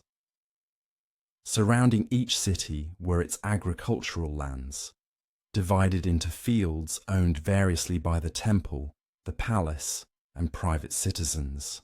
Beyond these cultivated areas stretched the steppe, realm of nomadic herders and hunters who maintained complex relationships with the urban centers, sometimes trading partners, sometimes raiders, sometimes seeking incorporation into urban society as seasonal laborers or permanent settlers.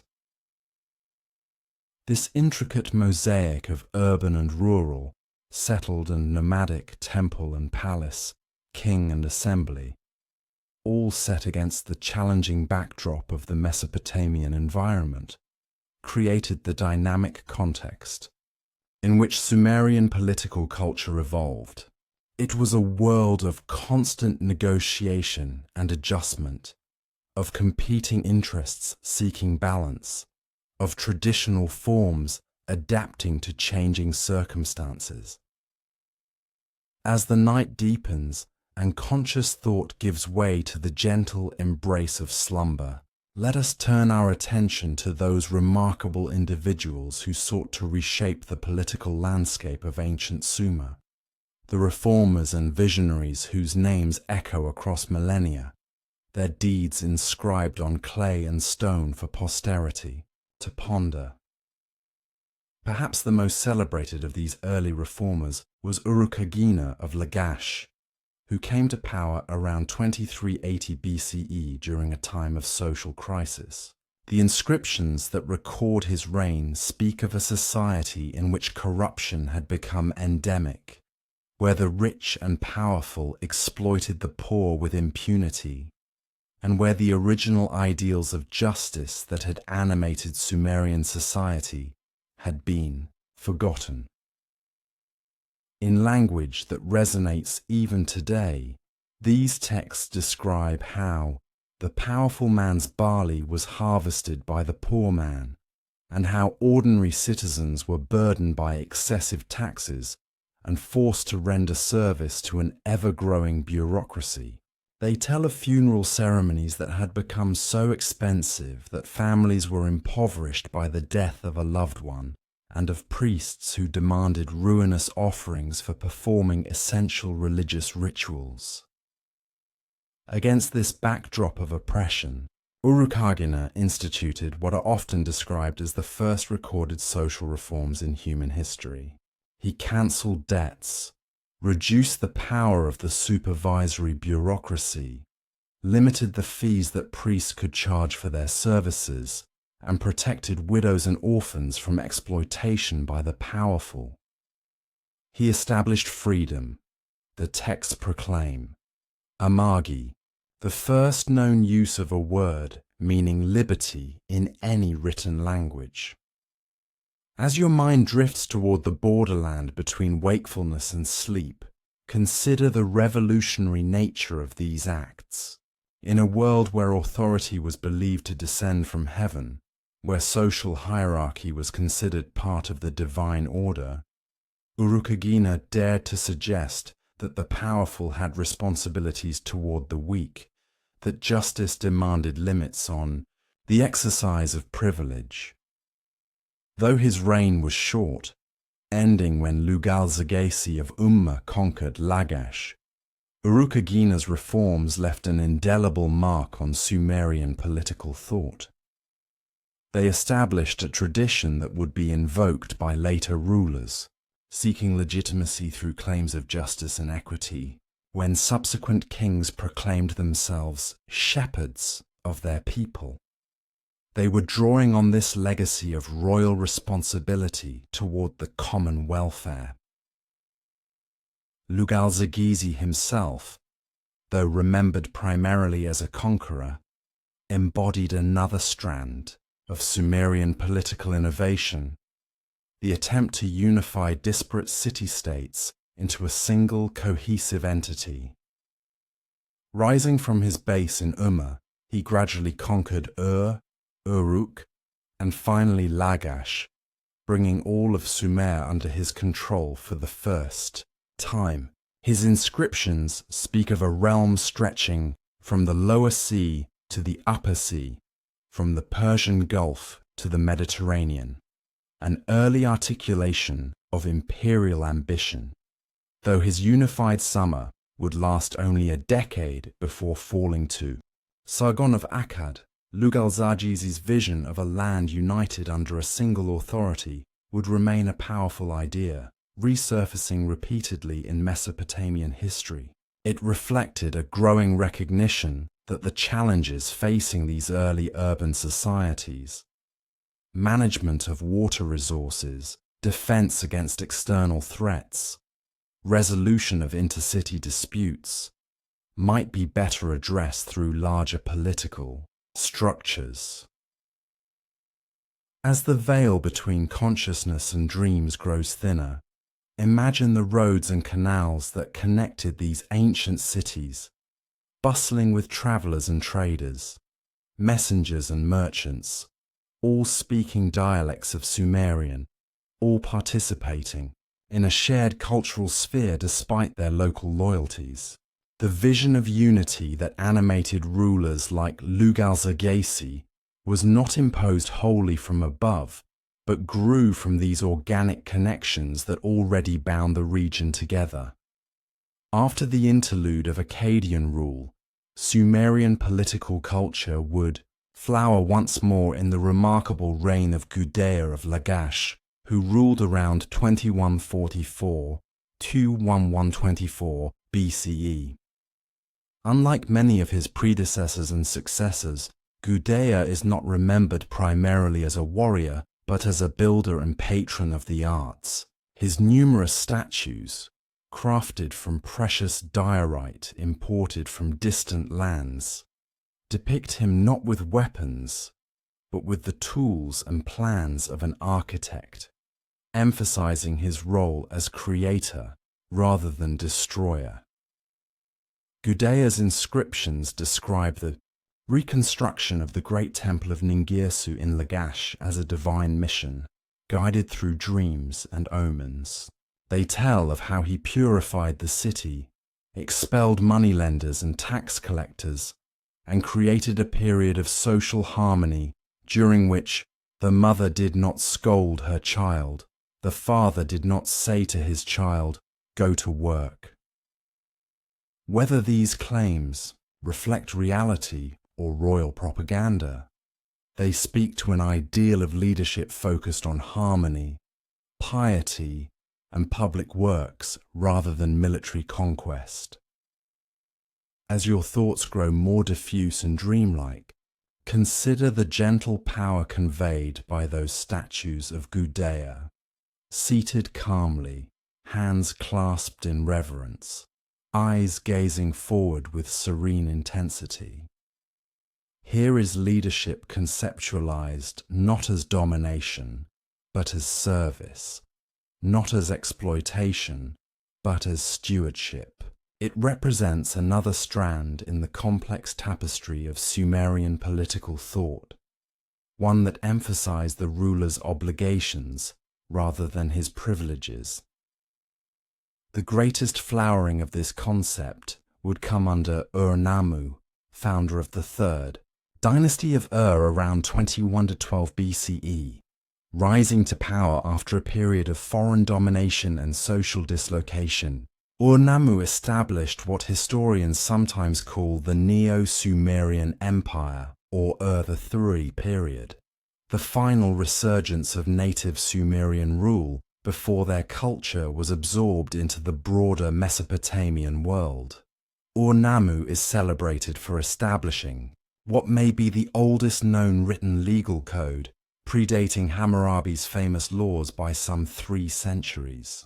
Though only fragments survive, they reveal a sophisticated understanding of justice that distinguishes between intentional and unintentional crimes and establishes financial compensation for injuries rather than the harsh physical punishments of later codes. The prologue to Ur-Nammu's laws states that he sought to establish equity in the land, to banish malediction, violence, and strife. Like Urukagina before him, he positioned himself as a champion of the vulnerable, proclaiming that the orphan was not delivered up to the rich man, the widow was not delivered up to the powerful man. In these words, we hear an echo of the enduring Sumerian concern with justice that transcended any single reign or dynasty. Beyond his legal reforms, Ur-Nammu embarked on an ambitious program of rebuilding and infrastructure development. Under his direction, temples were restored, city walls reconstructed, and canals cleared and extended. Most visibly, he initiated the construction of massive ziggurats in cities throughout his realm, including the famous ziggurat of Ur that still stands today, a testament to his vision and organizational capacity. As sleep begins to claim your consciousness more fully, envision these ziggurat ascending in stages toward the heavens, their terraced platforms creating a symbolic mountain that connects earth and sky. They stood as physical embodiments of the ordered society that Ur-Nammu sought to create. A society built on clear foundations, rising through stable levels toward divine harmony. The administrative system developed under Ur-Nammu and his son, Shulgi, represented the culmination of Sumerian political organization. A highly centralized bureaucracy managed the collection and redistribution of resources, maintained detailed records of agricultural production and labor, standardized weights and measures throughout the realm, and coordinated a complex calendar of religious observances. This system, while certainly not democratic in the modern sense, nonetheless reflected the Sumerian understanding that legitimate governance required more than mere force. It needed systems of accountability, predictable rules, and at least some concern for the general welfare. The extensive documentation produced by this bureaucracy provides us with our most detailed view of daily life in ancient Sumer, revealing a society that valued record-keeping and procedural regularity. Shulgi, who succeeded his father and ruled for an extraordinary 48 years, further refined this system. He established royal courier stations along the highways connecting major cities, created a standard curriculum for scribal schools throughout the realm, and instituted regular royal progress journeys, during which he would visit the major centers of his kingdom, reinforcing personal bonds of loyalty. Most remarkably, Shulgi claimed divinity during his lifetime, a significant departure from earlier Sumerian practice, where kings were viewed as mortal representatives of the gods rather than divine beings themselves. This innovation, perhaps influenced by Akkadian precedents, marked a subtle but important shift in the conception of kingship, elevating the ruler further above his subjects and reducing the traditional constraints on royal power. As your consciousness merges with the realm of dreams, consider how this deification of the monarch reflected the increasing centralization of power in the Earth III period. The careful balance between temple and palace, between religious and secular authority that had characterized earlier Sumerian politics was giving way to a more unified system in which the king claimed both political and spiritual primacy. Yet even as royal authority reached its apex, the fundamental tensions in Sumerian political culture remained. The ideal of the king as shepherd of his people, responsible for their welfare and answerable to divine justice, persisted alongside these claims of divinity. The ancient assemblies continued to meet, though their power was diminished. Local identities and loyalties endured beneath the overlay of imperial administration. The achievements of the third dynasty of Ur were impressive but ultimately fragile. The highly centralized system required constant attention and capable leadership to function effectively.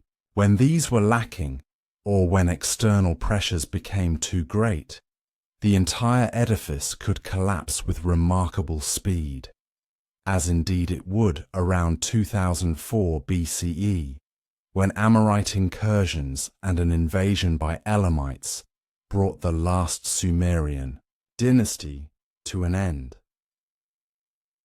As we drift deeper into the night, let us turn our attention to how these city-states and empires relate to one another. The delicate dance of diplomacy and international relations that developed in this first era of urban civilization. Long before modern nations crafted their elaborate protocols, the Sumerians were developing the fundamental practices of diplomacy that would shape intercultural relations for millennia to come. The earliest evidence of formal diplomatic contacts comes from the royal correspondence found at various archaeological sites. These letters, exchanged between rulers of different cities and regions, addressed each other in familial terms. Brother for equals, father or son for relations between more and less powerful kings. This kinship terminology created a framework for interaction, establishing expected behaviors and mutual obligations that helped regulate what might otherwise have been purely predatory relationships. As your mind floats in the liminal space between consciousness and dreams, imagine messengers traveling between these ancient cities, bearing clay tablets inscribed with royal greetings and requests. They moved along established routes, carrying not just the communications, but also gifts that symbolized the wealth and craft skills of their homelands. Lapis lazuli from Afghanistan, cedar from Lebanon, gold from Egypt, tin from distant lands to the east. These exchanges of gifts were far more than mere pleasantries. They established and reinforced bonds between rulers, created obligations of reciprocity, and demonstrated the capacity of kings to access exotic materials and command fine craftsmanship. When a Sumerian ruler sent elaborately decorated vessels or finely woven textiles to a foreign counterpart, he was making a statement about his own power and resources as much as he was honoring the recipient. The practice of diplomatic marriage also emerged in this period, with daughters of kings sent to cement alliances between cities and regions. These royal women often traveled with substantial dowries and entourages, bringing their native customs and sometimes their own deities to their new homes. They served as living links between political entities, their children embodying the alliance. In the most literal sense, treaties formalized these relationships between political powers. Though few complete examples survive from the Sumerian period, later Mesopotamian treaties likely followed patterns established in these earlier times. They typically included historical prologues recounting the relationship between the parties, specific provisions regarding boundaries, trade, and military assistance, and divine witnesses called upon to enforce the agreement. As sleep begins to claim your thoughts more fully, envision the solemn ceremonies that must have accompanied the conclusion of these treaties. Imagine rulers or their representatives gathering perhaps at a sacred site between their territories, sacrificing animals to the gods of both parties, sharing ceremonial meals, and exchanging symbolic objects to seal their compact. These rituals invested the written words with spiritual power, making the gods themselves guarantors of the agreement. Trade was another vital dimension of intercity relations, with established protocols governing the movement of merchants and goods. Special status was accorded to traders, who could move between political entities even during times of tension. Marketplaces near city gates became neutral zones where foreigners could conduct business under the protection of local laws and deities. The regulation of this trade required agreements on weights and measures, quality standards for goods, and procedures for resolving disputes. Archaeological evidence reveals standardized weights used throughout the region, suggesting a level of commercial cooperation that transcended political boundaries. When disputes arose, mechanisms existed for arbitration, often involving merchants or officials from a third city with no direct interest in the conflict. Water rights represented perhaps the most complex and contentious aspect of intercity relations. Since all Sumerian agriculture depended on irrigation from the Tigris and Euphrates and their tributaries, access to and control of water was literally a matter of survival. Cities located upstream had natural advantages over their downstream neighbors, creating potential for conflict that required diplomatic solutions. Boundary stones, kuduru, marked the limits of territorial claims, often inscribed with divine symbols and curses against anyone who might move or damage them. These physical markers represented mutual recognition of sovereignty and helped prevent the misunderstandings that might lead to armed conflict. Their religious inscriptions elevated what might have been mere political agreements to the level of cosmic order, making violation not just an offense against another city, but against the divine harmony itself. As your consciousness surrenders more completely to the realm of dreams, consider how these various diplomatic practices, correspondence, gift exchange, treaties, trade regulations, boundary markers, created a framework for sustained interaction between politically independent entities. They represent humanity's first attempts to develop alternatives to warfare for managing intergroup relations, establishing principles that would evolve over millennia into modern international law. Despite these mechanisms for peaceful interaction, conflict remained a recurring feature of Sumerian political life. When diplomacy failed, cities turned to warfare, mobilizing their citizens and sometimes mercenary forces to settle disputes through combat. Unlike later empires that glorified war for its own sake, Sumerian sources generally present armed conflict as a last resort, undertaken when other methods of resolution had failed. The visual depictions of warfare that have survived, most notably the stelae of the vultures, show disciplined infantry forming phalanx-like formations, with leaders in chariots directing the battle. These were not merely disorganized clashes, but carefully planned military operations requiring training, coordination, and leadership. They represented significant investments of resources and carried high stakes for the communities involved. Victory in such conflicts was attributed to divine favor rather than mere military prowess. Before embarking on campaigns, kings consulted omens and sought divine approval through elaborate rituals. The gods were understood to participate directly in these human conflicts, either granting victory to the righteous or punishing the impious through defeat. This theological dimension of warfare meant that battles were fought not just on earthly planes, but in cosmic domains as well. When cities were conquered, their fate varied according to the customs of the time and the specific circumstances of the conflict.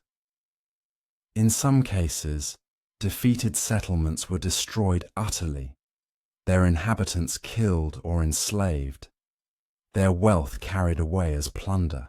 More commonly, however, a defeated city would accept the suzerainty of the victor, paying tribute but maintaining its internal autonomy and religious traditions.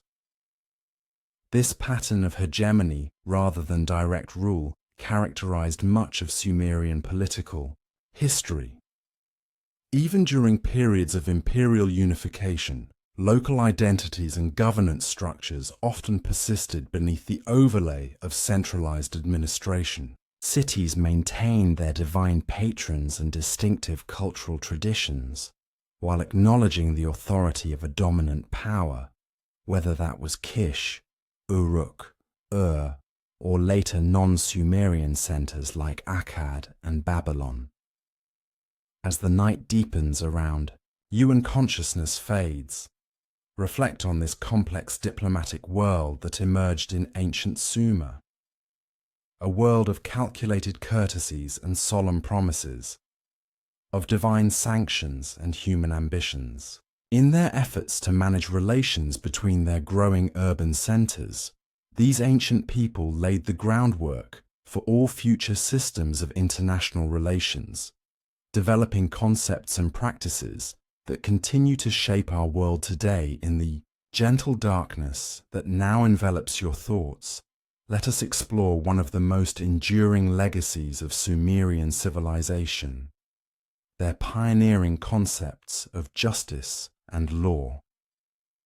Long before Hammurabi would inscribe his famous code on a stone stele, the Sumerians were developing sophisticated legal principles that would echo through the millennia, shaping all subsequent Western legal traditions. The Sumerian word for justice, nigsisa, literally meant making straight that which is bent, a poetic metaphor that captured their understanding of justice as the restoration of proper order. For the Sumerians, law was not merely a human convention, but a reflection of cosmic principles established by the gods at the creation of the world.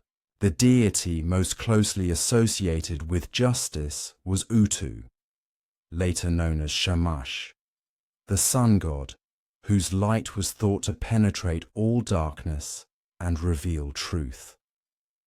As sleep begins to claim your consciousness more fully, imagine the warm rays of the Mesopotamian sun falling upon a judge seated in the gate of a Sumerian city. Here, in this liminal space between the urban world and the surrounding countryside, public justice was administered. Citizens brought their disputes before elders and officials who listened to testimony, examined evidence, and rendered judgments. according to both custom and written codes. The earliest known legal codes from Mesopotamia are Sumerian in origin. Though the complete text of Ur-Nammu's laws has not survived, the fragments we possess reveal a system that carefully distinguished between different types of offenses and prescribed specific punishments for each. Unlike later codes that often demanded an eye for an eye, these early Sumerian laws frequently specified monetary compensation for injuries, a more measured approach to justice that sought restoration rather than mere retribution. Legal documents from various Sumerian cities reveal a society deeply concerned with procedural fairness. Contracts were witnessed and sealed, testimony was given under oath, and decisions could be appealed to higher authorities. Women, while not equal to men in all respects, nonetheless possessed significant legal rights. They could own property, conduct business, testify in court, and even initiate divorce proceedings under certain circumstances. As your mind drifts further from the shores of wakefulness, consider how these ancient courts balanced divine and human elements in their pursuit of justice. Oaths were sworn by the gods, with supernatural punishment presumed for those who bore false witness. Yet practical evidence was also carefully considered, documents examined, witnesses questioned, physical proof evaluated. This blend of spiritual and empirical approaches created a legal system that sought to align human judgments with divine truth. Beyond the formal legal codes and court procedures, Sumerian concepts of justice were expressed in literature and royal inscriptions that emphasized the ruler's duty to protect the vulnerable. Kings proclaimed themselves shepherds of their people, responsible for ensuring that the strong may not oppress the weak, that the orphan and widow may be protected. These were not empty phrases but fundamental principles that legitimized royal authority. A king who failed in these duties could be seen as having lost the divine mandate to rule. Property rights were clearly established and carefully protected in Sumerian law. Land could be owned by individuals, families, temples, or the palace, with boundary stones marking the limits of each holding. Transfers of property were documented on clay tablets that specified the dimensions and location of the land, the price paid, and the names of witnesses. Some of these tablets included curses against anyone who might attempt to violate the terms of the agreement, invoking divine punishment for such transgressions.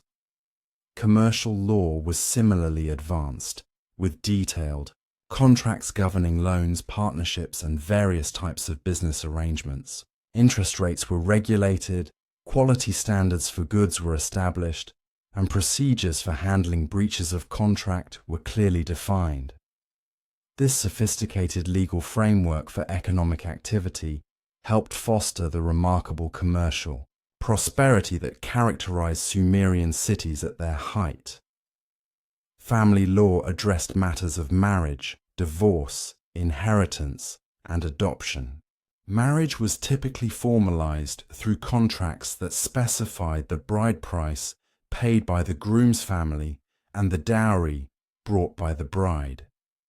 Divorce was permitted, but often required financial settlements. Children could be adopted through legal proceedings, giving them full inheritance rights, and detailed rules governed the distribution of property after death. As your consciousness merges more completely with the realm of dreams, reflect on how these ancient legal principles anticipated concepts that we often associate with much later periods. The presumption of innocence, the right to present evidence in one's defense, the concept of restitution rather than merely punishment, all these foundational ideas of modern jurisprudence have their roots in the legal thinking of ancient Sumer. Perhaps, most remarkably, the Sumerians recognized that law must evolve to address changing social conditions. The reforms of kings like Urukagina and Ur-Nammu were not presented as innovations, but as restorations of an original justice that had been corrupted over time. This tension between tradition and adaptation, between timeless principles and practical application to new circumstances, remains at the heart of legal philosophy even today. The legacy of Sumerian legal thought would extend far beyond their own civilization. Through the later Babylonian codes that built upon their foundation, through the biblical laws that reflected Mesopotamian influences, and through the Roman legal system that incorporated elements of Near Eastern jurisprudence, the basic concepts, first articulated in ancient Sumer, would shape Western legal traditions for thousands of years. In the silent darkness of approaching sleep, consider how these ancient principles of justice continue to resonate in our own time. How the ideal of law as a force that protects the vulnerable, resolves conflicts peacefully, and maintains social harmony remains as vital today as it was when the first judges sat in the gates of Uruk and Ur 5,000 years ago. For in this domain, perhaps more than any other, we remain the heirs of Sumer, inheritors of a tradition that sought to replace the arbitrary rule of the strong with the measured deliberation of courts that attempted to translate abstract notions of right and wrong into practical systems for resolving human conflicts. The clay tablets on which their laws were inscribed have crumbled to dust, but the principles they established continue to shape our understanding of justice and our aspirations for a more equitable social order city-states under his leadership. This period of stability would provide Sumer with a chance to rebuild and redefine itself once more. The wheel of time had turned, and Ur-Nammu's rise represented yet another rebirth for the land between two rivers. Ur-Nammu's leadership brought with it a structured approach to governance rarely seen in the turbulent history of Sumer. Understanding that a stable society required clear rules and consistent justice, he established what historians now recognize as the oldest known written legal code in the world, predating even the famous Code of Hammurabi by several centuries. Inscribed on clay tablets in the meticulous cuneiform script, these laws addressed everything from violent crimes to property disputes, establishing fixed penalties and creating a framework for justice that would influence legal systems for millennia to come. Under Ur-Nammu's careful guidance, the city of Ur once again began to thrive. Trade routes reopened, connecting Sumer with distant lands of cedar forests, precious metals, and exotic goods. Caravans wound their way through the desert, bringing wealth and new ideas into the heartland of Mesopotamia. The marketplaces of Ur filled with merchants calling out their wares, the air heavy with the scent of spices and perfumes from distant shores. But perhaps Ur-Nammu's most visible legacy rose skyward above the flat plains surrounding his capital city. The great ziggurat of Ur, a massive stepped pyramid of sun-baked brick, dominated the landscape and served as both a temple and a statement of power. Its construction required thousands of workers moving countless bricks, each one stamped with Ur-Nammu's name, rising in 3 massive tiers toward the heavens. This monumental structure created a pathway between earth and sky, a sacred space where priests could ascend to commune with the gods who watched over Sumer. Though Ur-Nammu's reign would end, in battle, his son Shulgi would continue his father's work, ruling for an unprecedented 48 years and bringing the third dynasty of Ur to its greatest heights.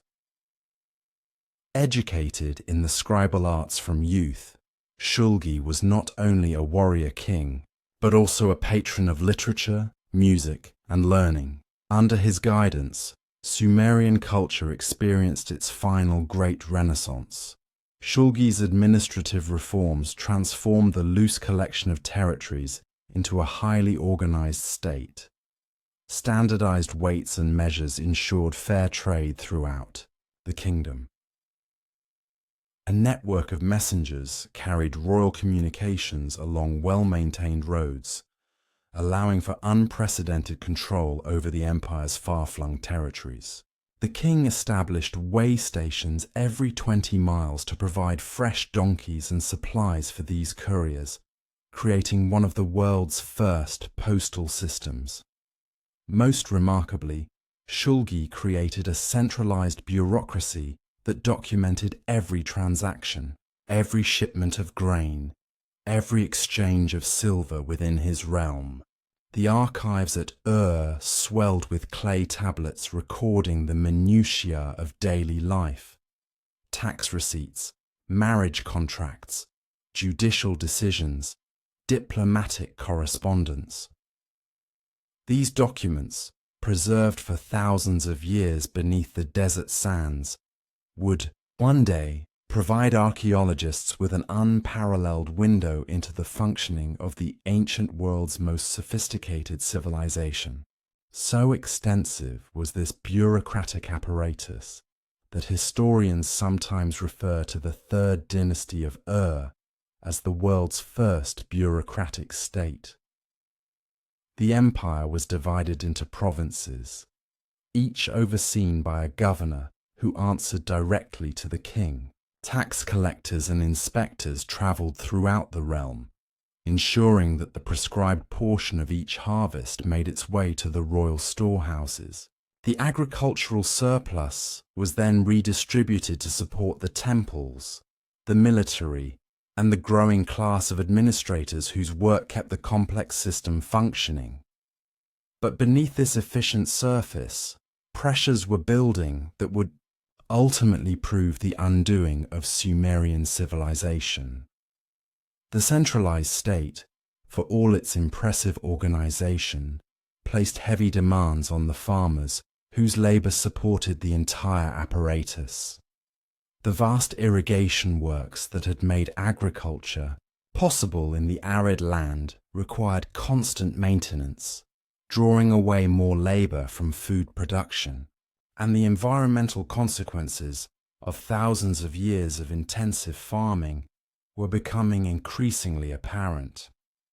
The ancient texts speak of the earth turning white, describing the slow accumulation of salt in the soil, an almost inevitable consequence of irrigation agriculture in a hot climate with high rates of evaporation.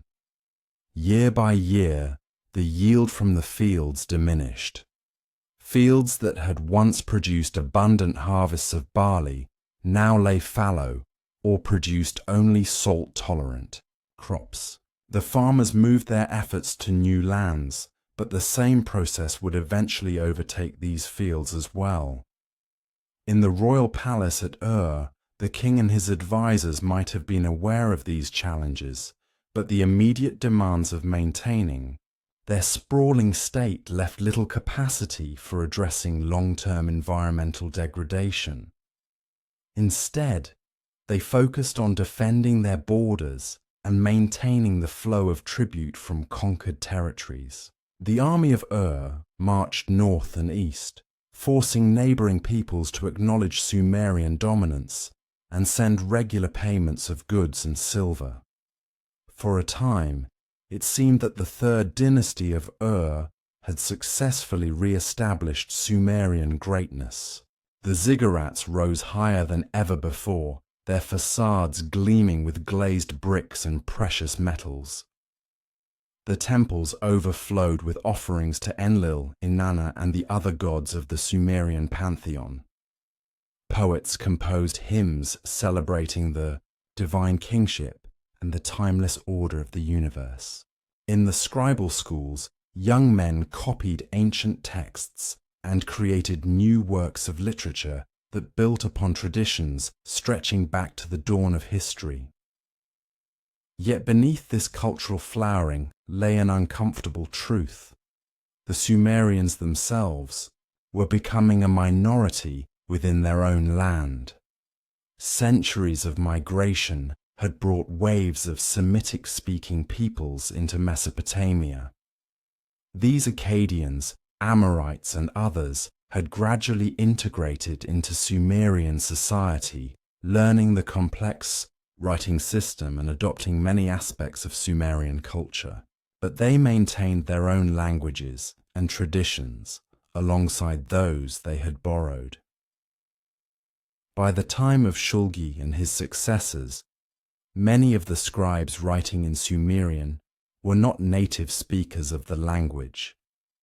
Sumerian was becoming like Latin. In medieval Europe, a learned tongue used for religious rituals, legal documents, and scholarly works, but increasingly distant from the languages of everyday life. In the marketplaces and fields of Nippur, and Eridu, Akkadian and its dialects were becoming the common speech.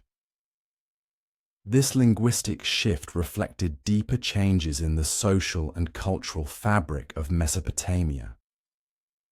The old Sumerian identity, rooted in the earlier city-states and their distinctive religious traditions, was gradually giving way to a more complex hybrid civilization. The gods remained the same in name, but their myths and attributes evolved as they were reinterpreted through new cultural lenses. The political structures maintained the appearance of ancient forms, but their inner workings reflected new realities and influences. For all its impressive achievements, the third dynasty of was less a revival of pure Sumerian civilization than a final synthesis, a last flowering that incorporated elements from all the peoples who had come to inhabit the land between the rivers. In the tablets written during this period, we can sense both pride in ancient heritage and an awareness of change, a looking backward, even as new forces shaped the present. As the reign of Shulgi drew to a close, new threats emerged along the borders of the Sumerian realm. From the northwest came groups of Amorites, semi-nomadic peoples from the Syrian desert, who had long engaged in trade with Mesopotamian cities, but now began to settle in larger numbers within the fertile valleys. The kings of viewed these newcomers with suspicion, eventually constructing a series of defensive walls stretching between the Tigris and Euphrates rivers, a wall of the land intended to control Amorite migration. These defensive measures proved only temporarily effective. The Amorites found ways around the barriers or came to arrangements with local officials, gradually establishing communities throughout Mesopotamia. Unlike earlier conquerors who had imposed themselves as a ruling elite, the Amorites integrated more gradually, becoming farmers, merchants, soldiers, and eventually political leaders within the existing system. Meanwhile, to the east, the kingdom of Elam was growing in power. Centered in what is now southwestern Iran, the Elamites had a long history of both trade and conflict with Mesopotamian states. Their culture, language, and writing system were distinct from those of Sumer and Akkad, but centuries of contact had created strong connections between the regions. During periods of Mesopotamian strength, Elam often found itself paying tribute to powers like the third dynasty of But the Elamites watched carefully for any sign of weakness that might allow them to reverse this relationship. The pressures from these external powers coincided with growing internal strains within the Sumerian system. The bureaucracy that had once been a source of strength now became increasingly rigid and burdensome. The scarcity of agricultural land led to conflicts between communities and increased economic hardship for common people. The centralized redistribution system that had once ensured stability now struggled to meet the needs of a population spread across an extensive territory. Shulgi's successors, Amar-Sin, Shu-Sin, and finally Ibi-Sin, found themselves facing mounting challenges with diminishing resources. The historical records show a gradual contraction of the territory under direct control of as provincial governors began to assert greater independence. Tribute from outlying regions became irregular, then ceased altogether. The defensive walls required constant maintenance and troops to patrol them, further draining the kingdom's strength. Surviving documents from the reign of Ibi-Sin reveal a growing sense of crisis. Letters between the king and his governors speak of food shortages, military threats, and political unrest. The price of grain rose dramatically, indicating widespread scarcity. Religious texts from this period include increasingly desperate prayers to the gods for deliverance from enemies and renewal of the land's fertility. In one poignant letter, a provincial governor named Ishbi-Era informs King Ibi-Sin that he has purchased large quantities of grain for the royal storehouses, but cannot transport it to because of Amorite incursions along the route.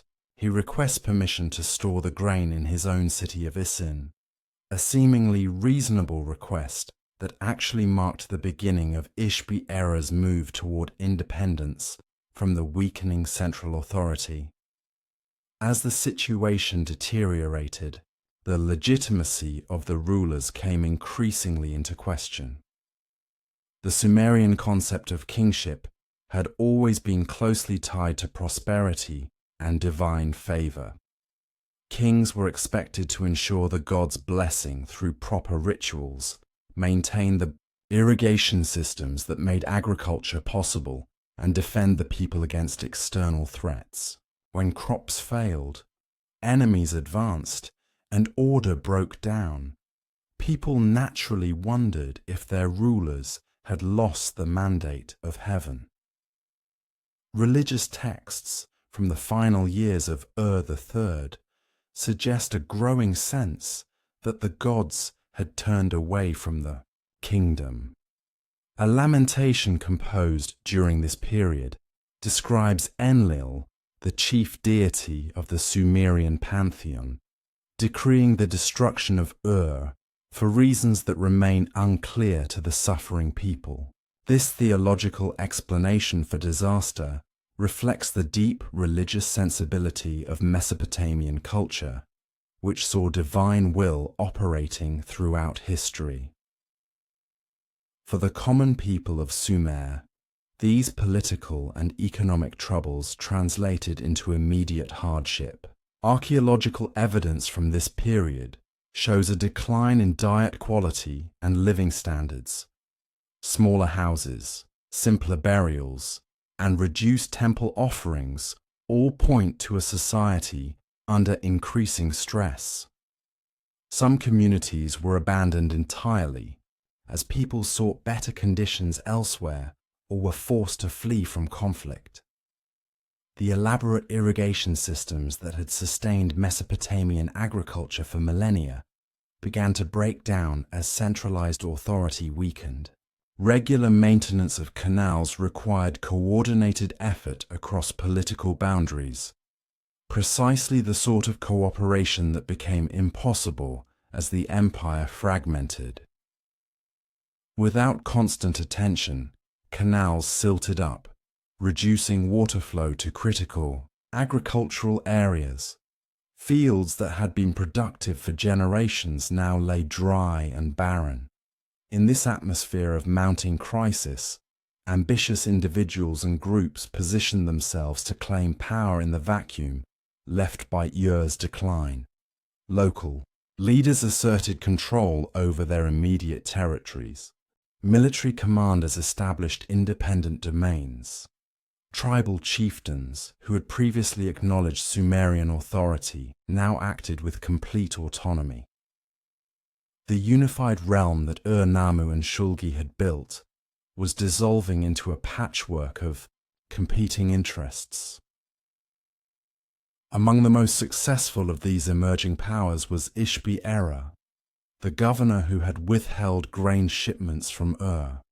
From his base in Isin, he gradually extended his control over neighboring territories, presenting himself as the true defender of Mesopotamian civilization against barbaric invaders. Though he continued to use Sumerian for official inscriptions and maintained many traditional practices, Ishbi-Erra was not himself Sumerian, but rather of Amorite descent, a sign of the cultural transition taking place. The final blow to the third dynasty of Ur came from the east. Around 2004 BCE, Elamite forces crossed the Tigris River, and possibly in alliance with other enemies of the regime, marched on the capital city. The detailed account of what followed has been preserved in one of the most moving literary works to survive from ancient Mesopotamia, the Lamentation over the destruction of Ur. This poetic composition describes the final days of Ur in language of haunting beauty and sorrow. It tells of desperate defenders watching from the city walls as enemy forces gathered on the plain. It speaks of hunger within the besieged city as food supplies dwindled. Most powerfully, it depicts the gods abandoning their temples, turning away from the people they had once protected. Enlil called the storm, the people mourn. The storm that annihilates the land he called. The storm that destroys the sheepfolds he called. The storm that uproots the crops he called. The storm that inundates the harvest he called. Whether through direct assault or the slow pressure of siege, the defenses of Ur eventually broke. The Elamite forces poured into the city, and the final scene of Sumerian political independence played out in fire and bloodshed. The great ziggurat was desecrated, its sacred precincts violated by foreign soldiers who neither knew nor cared about the religious traditions of Sumer. The palace was looted of its treasures, accumulated over centuries of Mesopotamian history. King Ibisin, last of the rulers of the third dynasty of Ur, was captured and taken in chains to Elam, a humiliation described in contemporary texts as a sign of divine punishment. The once mighty ruler who had claimed kinship with the gods now found himself a trophy of war in a foreign land, where he likely ended his days in captivity or exile. The destruction visited upon Ur was comprehensive. Archaeological excavations reveal a layer of ash and debris marking this violent end. Temples and administrative buildings show signs of deliberate destruction. The city that had stood as the center of Sumerian civilization for centuries was reduced to ruins, its population scattered or enslaved, its glory extinguished. The Lamentation text captures the scale of this disaster in vivid imagery. Its people were laid low with the axe. Its pregnant women cast their fetuses from their wombs. Its young men were thrown on their sides, killed with the blade of the sword. Its old men laid their necks on the ground and were slaughtered. Its old women wailed for their dead husbands. Its little children were crushed like flies against the wall. Such descriptions, while perhaps exaggerated for poetic effect, convey the profound trauma experienced by those who witnessed the fall of Ur. For them, it was not merely a political transition, but the end of a world, the collapse of an order that had seemed as permanent as the stars in their courses. Yet amid this destruction, elements of continuity remained. The conquerors of Ur did not aim to eradicate Mesopotamian culture, but rather to claim its wealth and power for themselves. Many religious practices, artistic traditions, and administrative techniques survived the political transition. The gods continued to be worshipped, though perhaps under different names or with altered rituals. The cuneiform writing system remained in use, preserving knowledge across the rupture of political collapse. In the decades following the fall of Ur, new political centers emerged across Mesopotamia. Isin under Ishbi-Erra became one of the most important, with its rulers claiming to be the legitimate successors to the kings of Ur. Larsa, Babylon, and other cities also rose to prominence, each controlling a portion of what had once been the unified realm of Sumer and Akkad. These successor states maintained many Sumerian cultural practices, even as the Sumerian language itself continued its decline. Royal inscriptions were still composed in Sumerian, though often by scribes whose first language was Akkadian. Religious rituals followed ancient patterns, though sometimes with new interpretations. The old gods were honored, though increasingly identified with their Semitic equivalents, Enlil with Elil, Inanna with Ishtar, Enki with Ea. For ordinary people, life gradually returned to its rhythms after the catastrophe. Fields were replanted, homes rebuilt, trade routes re-established. The resilience that had allowed Mesopotamian civilization to survive for thousands of years once again carried it through a period of disruption, but something had changed. The political and cultural center of gravity was shifting northward, away from the ancient heartland of Sumer towards cities like Babylon that would define the next chapter in Mesopotamian history. The fall of Ur marks a convenient endpoint for the story of Sumerian civilization as an independent entity. Yet this ending was not absolute. Elements of Sumerian culture would continue to influence Mesopotamia for centuries, like the lingering notes of a melody that remains in memory after the music has ceased. The gods, the myths, the legal concepts, the architectural forms, all would find new expressions in the civilizations that followed. In the centuries following the destruction of Ur, the political landscape of Mesopotamia fragmented and reformed in new patterns. The period from approximately 1800 BCE saw the emergence of numerous competing city-states, each controlling a limited territory and vying for dominance. This era, sometimes called the Isin-Larsa period, after two of the most prominent cities, was characterized by shifting alliances, frequent conflicts, and cultural adaptation. Throughout this transitional time, the heritage of Sumer remained, a powerful source of legitimacy for rulers. Kings with Amorite names and ancestry presented themselves as guardians of Sumerian tradition, restoring temples, performing ancient rituals, and commissioning works in the Sumerian language. These efforts were not merely cynical political maneuvers, but reflected a genuine reverence for the ancient culture that had created civilization in Mesopotamia. Perhaps the most visible expression of this continuity was the ongoing maintenance and reconstruction of ziggurats and temples. The rulers of Isin, Larsa, and other cities devoted substantial resources to restoring sacred sites damaged during the turbulent period surrounding the fall of Ur.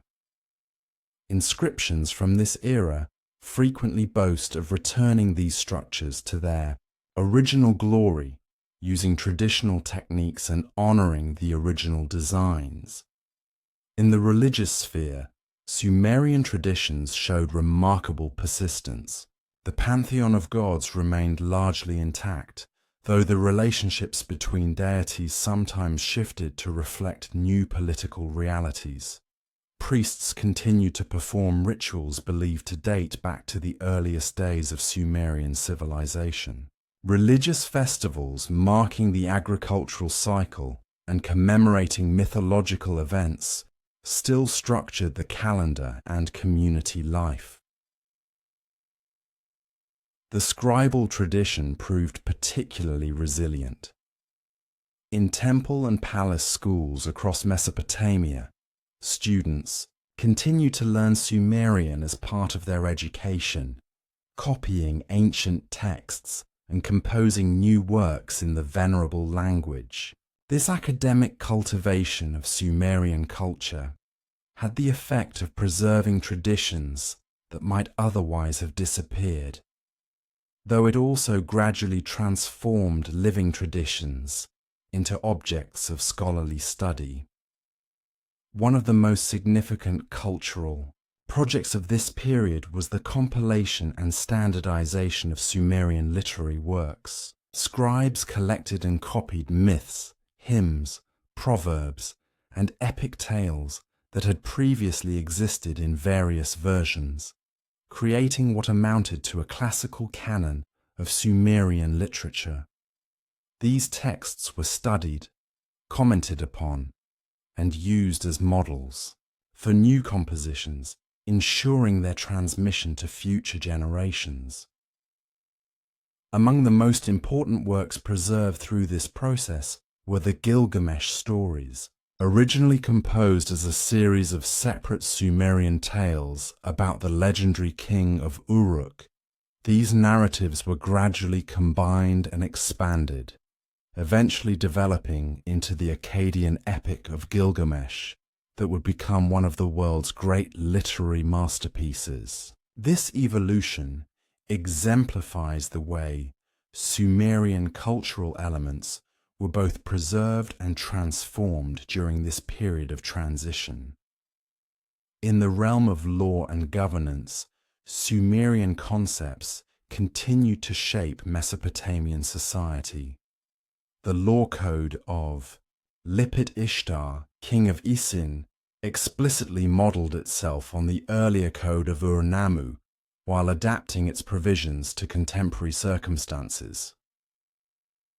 Courts still referenced Sumerian legal precedents when adjudicating disputes. Administrative practices developed during the height of Sumerian civilization remained the foundation for later systems. Even as these continuities persisted, significant changes were underway. The Akkadian language increasingly dominated everyday communication and gradually replaced Sumerian in administrative contexts. New population groups brought different cultural influences and social structures. Trade patterns shifted, bringing Mesopotamia into closer contact with Syria, Anatolia, and the Mediterranean world. Around 1792 BCE, a ruler named Hammurabi came to power in the previously minor city of Babylon.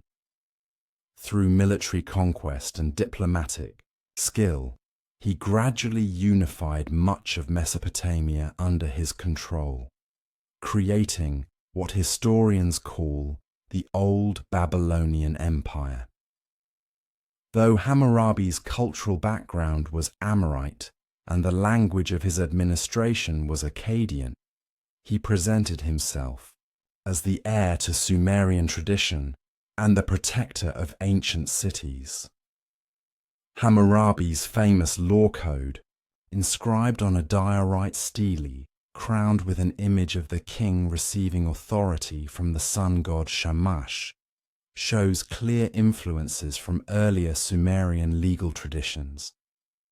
Many of its provisions echo concepts found in the codes of Ur-Nammu and Lipit Ishtar, adapted to the social realities of Hammurabi's time.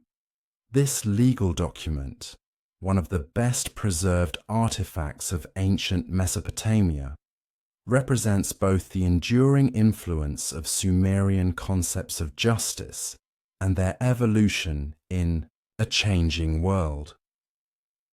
Under Babylonian rule, the old cities of Sumer experienced varying fortunes. Some, like Nippur, maintained their status as religious centers. Others declined in importance or were eclipsed by newer settlements. The irrigation networks that had sustained agriculture in southern Mesopotamia continue to suffer from salinization and inadequate maintenance, making the region less productive than it had been during Sumer's height. The Sumerian language, already no longer spoken in everyday life, gradually disappeared even from administrative and religious contexts. By around 1700 BCE, few, if any, native speakers of Sumerian remained, though the language continued to be studied in scribal schools as a classical tongue, the language of ancient wisdom and divine knowledge. Texts were still composed in Sumerian for special religious and royal purposes, but these were artificial productions by scholars trained in a dead language. And yet, something of the Sumerian spirit lived on in the civilization that succeeded it. The belief in divine order manifested through earthly institutions, the value placed on writing and record-keeping, the architectural forms that reached toward heaven, the stories that explained humanity's place in the cosmos. All these continued to shape life in Mesopotamia long after the last person to call themselves Sumerian had returned to the earth. When the Babylonian Empire itself fell to new conquerors, first the Hittites, then the Kassites, elements of this cultural inheritance remained through cycles of conquest, adaptation, and renewal. The fundamental patterns established in the world's first cities proved remarkably durable. Later peoples, Assyrians, Chaldeans, Persians, Greeks, would each encounter this heritage and incorporate aspects of it into their own civilizations, often without knowing its ultimate Sumerian origins. As the centuries passed, the physical remains of Sumerian civilization gradually disappeared beneath the accumulating dust of Mesopotamia. The mud brick structures that had once housed temples, palaces, and homes crumbled under the effects of rain, wind, and human activity. The great ziggurats, though more durable, were often repurposed by later peoples, their bricks removed for new construction, or their platforms adapted to serve different functions. By the time the Persian Empire unified the region in the 6th century BCE, most traces of Sumerian culture were already buried beneath meters of settlement debris. When Alexander the Great's armies marched through Mesopotamia in 331 BCE, they encountered a landscape shaped by Babylonian and Assyrian civilization, with little visible evidence of the Sumerians who had first built cities in this land. The Hassan classical writers of Greece and Rome knew nothing of Sumer as a distinct civilization, referring to the region simply as Babylonia or Chaldea. The cuneiform writing system, the most remarkable Sumerian innovation, remained in use until the 1st century CE, preserving some connection to the ancient past. But as this script finally gave way to alphabetic writing, the ability to read the vast corpus of Mesopotamian literature and records was lost. For nearly 2,000 years, the story of Sumer lay hidden in unread tablets and unexplored mounds. During these millennia of silence, the physical landscape of southern Mesopotamia underwent significant changes. The courses of the Tigris and Euphrates rivers shifted repeatedly, altering the pattern of settlement and agriculture. Some ancient cities were left stranded in waterless desert, while others found themselves vulnerable to flooding. The delicate balance that had made civilization possible in this challenging environment was repeatedly disrupted and reconfigured. Political control of the region passed from one empire to another: Persian, Greek, Parthian, Sassanid, Arab, Mongol, Ottoman, each bringing its own cultural influences and priorities. None of these later powers had any direct connection to or knowledge of the Sumerians. The ancient cities became mysterious mounds rising from the plain, known to local inhabitants as tells, but with their true nature and history forgotten. It was not until the 19th century CE that European travelers and scholars began to take serious interest in these archaeological features. Early explorers like Claudius James Rich, Paul Emile Botta, and Austin Henry Layard began excavations at sites in Mesopotamia, primarily focusing on the more recent Assyrian and Babylonian levels. Their discoveries of monumental sculpture, relief, carvings, and inscriptions caused a sensation in Europe, but the deeper layers of history remained unexplored. The rediscovery of Sumerian civilization began in earnest with the work of French archaeologist Ernest de Sarzec, who excavated at the site of Lagash, modern Tel el-Heba, beginning in 1877. There he uncovered statues, tablets, and buildings dating to the Sumerian period, including important inscriptions of King Gudea. These findings revealed an artistic tradition and writing system distinct from later Babylonian and Assyrian examples, hinting at an earlier civilization previously unknown to modern scholarship. The turning point came with the excavations at Nippur conducted by the University of Pennsylvania from 1889 onwards. These investigations yielded thousands of clay tablets from what had been one of Sumer's most important religious centers. Among these texts were literary works, hymns, proverbs, and mythological narratives in a language that was clearly not Akkadian. Scholars gradually realized they had uncovered the literature of an entirely distinct civilization that predated all previously known Mesopotamian cultures. The process of deciphering and understanding this rediscovered civilization was painstaking. Unlike Akkadian, which belonged to the well-studied Semitic language family, Sumerian had no known relatives to provide comparative insights. Scholars had to work from bilingual texts where the same content was provided in both Sumerian and Akkadian, gradually building their understanding of vocabulary and grammar. This process continued throughout the 20th century, with many texts still only partially understood today.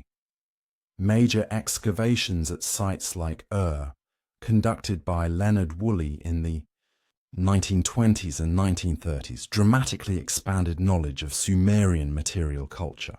The discovery of the royal cemetery at with its extraordinary gold artifacts, musical instruments, and evidence of human sacrifice, captured public imagination and revealed the sophistication of Sumerian craftsmanship. Excavations at Uruk uncovered evidence of the world's earliest writing, pushing back the known beginning of recorded history. Through these archaeological discoveries, the outline of Sumerian history gradually emerged from obscurity. Scholars identified the succession of city-states, the patterns of conquest and unification, the cultural achievements and technological innovations that had once made Sumer the world's most advanced civilization. Names that had been unspoken for thousands of years: Gilgamesh, Enheduanna, Urukagina, Gudea, once again became known, their deeds and creations appreciated by a new audience. Yet this recovery of knowledge remained fragmentary. Many Sumerian sites have never been excavated, while others have been only partially explored. Countless tablets remain untranslated, their contents a mystery. The ancient cities themselves, after millennia of erosion, looting, and modern conflict, preserve only hints of their former glory. What we know of Sumer is like a mosaic with most of its tiles missing, enough to discern the general pattern, but with many details lost forever. Political instability in modern Iraq during the late 20th and early 21st centuries further complicated archaeological work. The Gulf War, sanctions period, Iraq War, and subsequent unrest created challenging conditions for preservation and research. Looting of archaeological sites increased dramatically, with thousands of artifacts entering the black market and their contexts, crucial for scholarly understanding, irretrievably lost.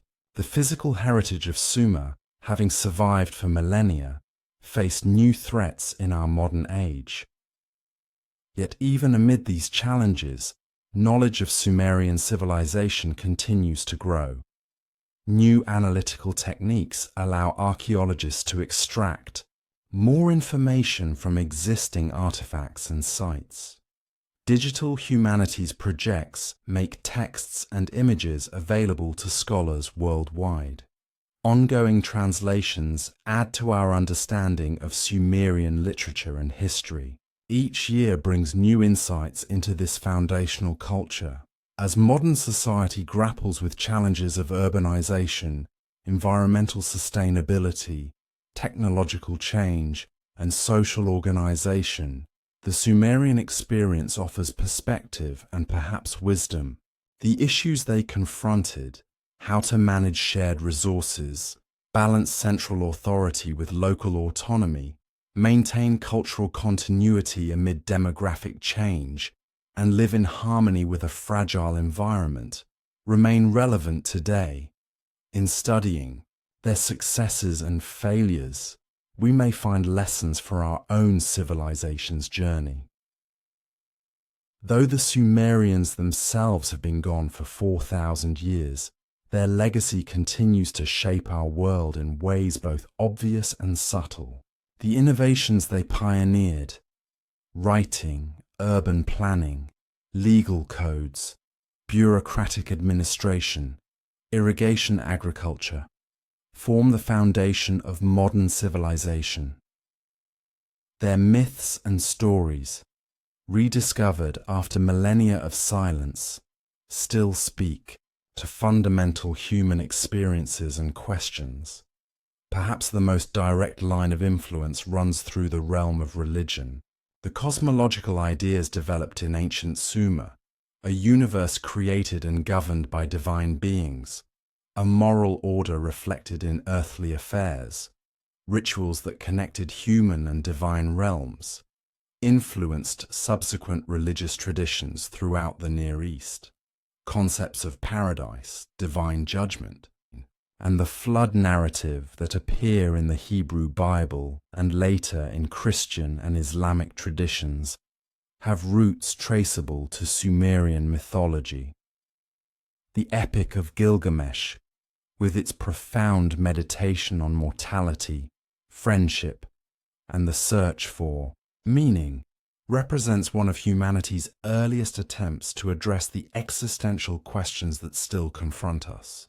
When Gilgamesh, having failed to attain immortality, returns to take pride in the walls of Uruk that he has built, we hear an early articulation of the idea that human works may outlast individual lives, that civilization itself is humanity's answer to the brevity of personal existence.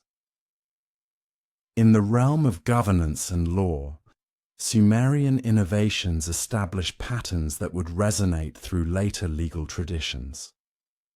The concept of codified law, accessible to the public and applied consistently, represents one of civilization's most important developments.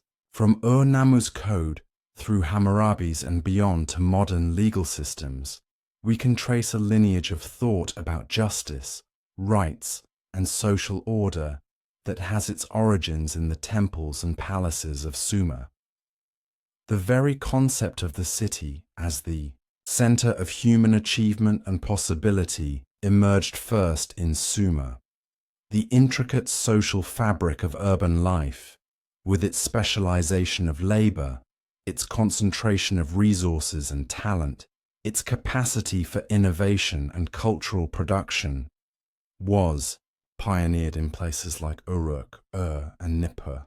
When we look at the world's great metropolitan centers today, with their complex systems and diverse populations, we are seeing the latest expressions of an urban tradition that began in the alluvial plains of southern Mesopotamia, was perhaps their most enduring innovation. In their wisdom, these early citizens of the marshlands and steppes between the rivers had developed the first truly effective bureaucracy, not simply to record the dealings of kings and merchants, but to measure the movement of the stars, to catalogue the rhythm of floods, to track the passing of generations. Like the reeds from which they built their homes, the Sumerian system of governance bent with the winds of change, yet remained firmly rooted in the principles of order, record-keeping, and communal obligation. The third dynasty of Ur would bring forth a final flourishing of Sumerian culture, a time when the ancient ways would reach their zenith before slowly fading into history. This Neo-Sumerian period represented not just a political renaissance, but a cultural one, a final song of a civilization that had given birth to so many ideas we now take for granted.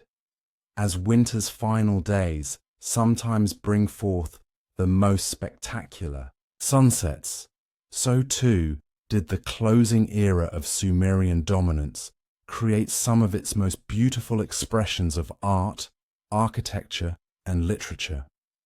Ur-Nammu, founder of this third dynasty, ascended to power around 2112 BCE, rising from his position as a governor under the Gutian rulers. Like many who had come before him, he understood the cyclical nature of power in Mesopotamia, how empires rose and fell like the seasonal floods, how authority flowed from one hand to another like water through irrigation channels. But unlike many rulers, he sought not merely to conquer, but to build, to restore, to bring back the glory that had once been Sumer's.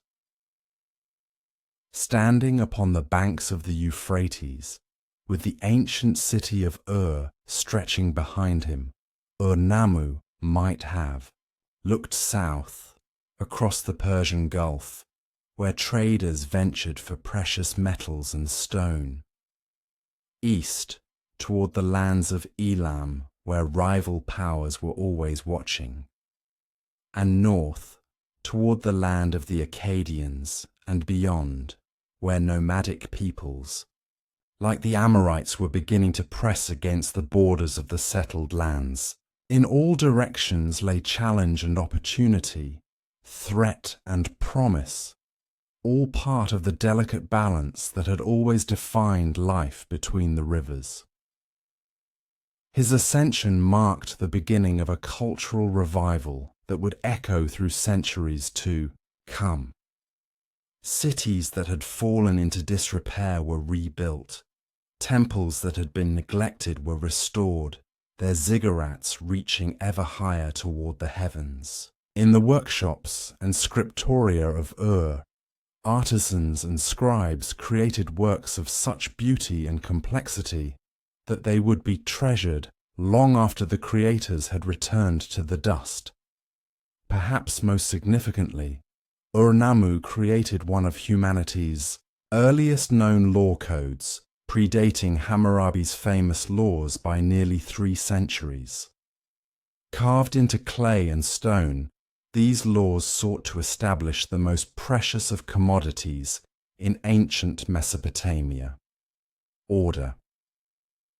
If a man began many of the provisions, setting forth a clear relationship between action and consequence, between personal choice and social responsibility. In these laws, we see not merely a ruler's decree, but a society's values: protection for the vulnerable, fairness in commerce, justice for all under the gaze of the gods. It is no small wonder that the Sumerians called their laws the straightening of the land.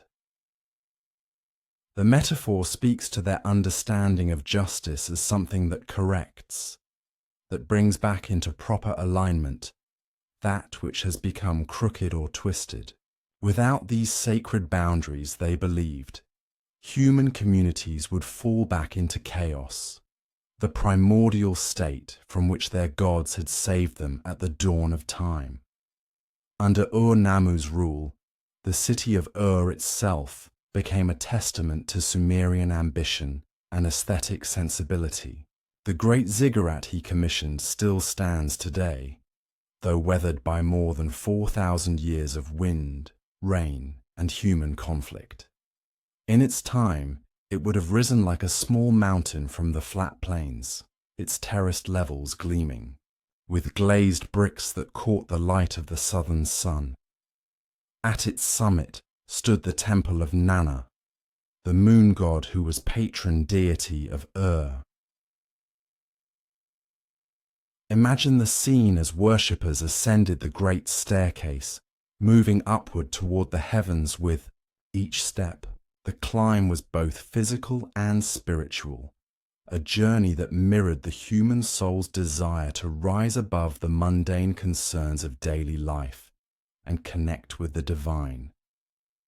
At the summit, priests performed rituals that maintained the bond between heaven and earth, between the realm of the gods and the world of mortals. The fate of the city, indeed of all Sumer, was believed to hang upon these sacred rites. Around the ziggurat sprawled the city itself, its streets following patterns established thousands of years before. The royal cemetery of Ur, already ancient, by the time of Ur-Nammu, contained the remains of early rulers buried with astonishing wealth. Gold headdresses, musical instruments inlaid with precious stones, ceremonial daggers of exquisite craftsmanship. These grave goods, discovered by archaeologists in the 20th century CE, provide us with tangible evidence of the skill of Sumerian artisans and the wealth accumulated through trade and conquest. The inhabitants of Ur, during this final flowering, lived lives shaped by ancient traditions, yet responsive to the particular demands of their time. The scribes who sat cross-legged in the house of tablets continued to press reed styluses into soft clay, creating documents that recorded everything from royal decrees to humble receipts for barley and wool. Their cuneiform signs evolved over millennia from pictographic beginnings into a sophisticated writing system, preserved not only practical information, but also stories, hymns, and wisdom texts that form the cultural heritage of Sumer. In the workshops of the city, craftsmen created objects of functionality and beauty, copper tools sturdy enough for daily use, gold jewelry delicate as flower petals, ceramic vessels decorated with scenes from nature and myth. Trading networks established centuries before continued to bring raw materials from distant lands. Lapis lazuli from Afghanistan, cedar from Lebanon, carnelian from the Indus Valley. These materials were transformed by skilled hands into objects worthy of temples, palaces, and wealthy homes. After Ur-Nammu's untimely death during a military campaign, his son Shulgi took the throne, ruling for an impressive 48 years. Under his guidance, the Ur-III dynasty reached its height of power and cultural achievement. Shulgi was that rare combination of warrior, administrator, and patron of the arts.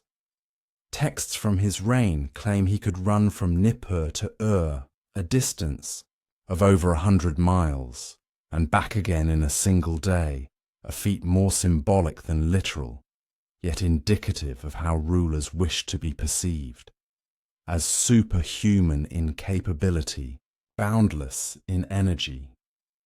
Shulgi reformed the calendar, standardized weights and measures, reorganized the administration of his realm, and established scribal schools that would preserve and extend Sumerian learning. He described himself as the guardian of the law, carrying forward the legal traditions his father had codified. Under his rule, the written word became even more central to governance, with a vast bureaucracy generating thousands of administrative texts recording the minutiae of economic life. How much grain was harvested, how many workers were assigned to a particular task, what offerings were made to which deities. Perhaps most touchingly, Shulgi was known as a musician and poet. He claimed proficiency on multiple instruments and commissioned hymns celebrating his achievements and his divine favor. One hymn describes how the good shepherd Shulgi cared for his people as tenderly as a shepherd watches over his flock, a metaphor that would echo through later cultures of the Near East and beyond. In these literary works, we see not just vanity or propaganda, though certainly these elements exist, but also a genuine belief in the sacred responsibility of kingship, in the ruler as intermediary between heaven and earth. The centralization of Ur-III was its strength, but would ultimately contribute to its vulnerability. Tax revenues and tribute flowed into Ur from subject cities and territories, supporting a complex administrative apparatus, maintaining irrigation systems, funding monumental building projects, and provisioning armies. Yet this centralization also meant that when problems arose, whether environmental, military, or political, the effects could quickly cascade throughout the system, and problems were indeed on the horizon. The climate of southern Mesopotamia appears to have grown increasingly arid during this period. The straightforward evidence comes from the administrative records themselves. Year after year, grain harvests diminished despite the best efforts of farmers who had been managing these lands for millennia. The waters of the Tigris and Euphrates, always variable, became less predictable. Soil salinity, the ancient enemy of Mesopotamian agriculture, increased as irrigation water evaporated in the heat, leaving behind minerals that poisoned the fields. Simultaneously, political pressures were building along the empire's borders. The Amorites, semi-nomadic peoples from the western deserts, who had long interacted with Mesopotamian city-states as traders and occasional mercenaries, began moving into settled areas in greater numbers. Whether pushed by changing climate in their traditional territories or pulled by the relative wealth of Mesopotamian settlements, their migration patterns shifted, creating friction with established communities. By the time Shulgi's grandson Ibbi-Sin took the throne in 2028 BCE, the empire was showing signs of strain. The centralized administration that had functioned so effectively under strong leadership began to falter. Provincial governors, sensing weakness at the center, withheld tribute and began acting more independently. The careful balance that had maintained order was tilting toward chaos. The clay tablets from Ibbi-Sin's reign tell a story of mounting crisis. Letters between the king and his governors reveal increasing anxiety about Amorite incursions, about failing harvests, about cities no longer responding to royal commands. One particularly poignant letter from a governor named Ishbi-Erra describes how he purchased grain at the king's command, but could not transport it to because Amorites are in control of the countryside. The ancient networks of roads and waterways that had knitted the empire together were fraying, leaving communities isolated and vulnerable. In these final decades of the III dynasty, we can almost feel the quickening pace of events, the sense of a world changing too rapidly. For traditional responses, Ibbi-Sin built walls around and other key cities, defensive measures that suggest he recognized the seriousness of the threat, but could not address its root causes. The administrative documents become fewer in number, their content more concerned with immediate problems rather than long-term planning. The grand vision that had characterized the early years of the dynasty was narrowing to a desperate focus on survival. And then, around 2004 BCE, came the final blow. The Elamites, ancient rivals from the highlands to the east, seized the opportunity presented by Sumer's weakness. Allied with certain Amorite groups and possibly with disaffected cities within the empire itself, they launched an attack against the city that had stood for millennia, that had weathered countless political storms and had always risen again, fell to these combined forces. The great ziggurat, the temples, the palaces, all were looted and damaged. Ibbi-Sin was captured and taken to Elam, a humiliation commemorated in later Sumerian laments. These laments, composed after the fall, give voice to the pain of loss in language of searing beauty. My city has been destroyed, mourns one text. My house has been destroyed. The poet describes how the woman no longer speaks lovingly to her husband. At night, they no longer have intimate conversations. Even the most personal dimensions of human experience were affected by the catastrophe that had befallen The young man no longer brings joy to his wife's existence. The laments describe abandoned streets where once markets had flourished. Silence where once the sounds of craftwork and conversation had filled the air. They portray the gods themselves abandoning their temples, turning away from a people they had once favored, leaving and other cities like a crushed reed mat. In their poetic hyperbole, these texts nonetheless capture a genuine historical trauma. The end of a way of life, the closing of a chapter in human history that had lasted for thousands of years. Yet the fall of did not mean the immediate end of Sumerian civilization.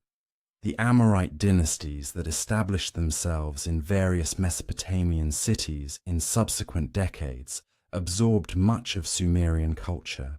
The Isin-Lhasa period, roughly 2004-1763 BCE, saw rulers with Amorite names patronizing temples to Sumerian gods, employing scribes who continued to write in Sumerian and maintaining many of the administrative practices of the Ur-Thray period.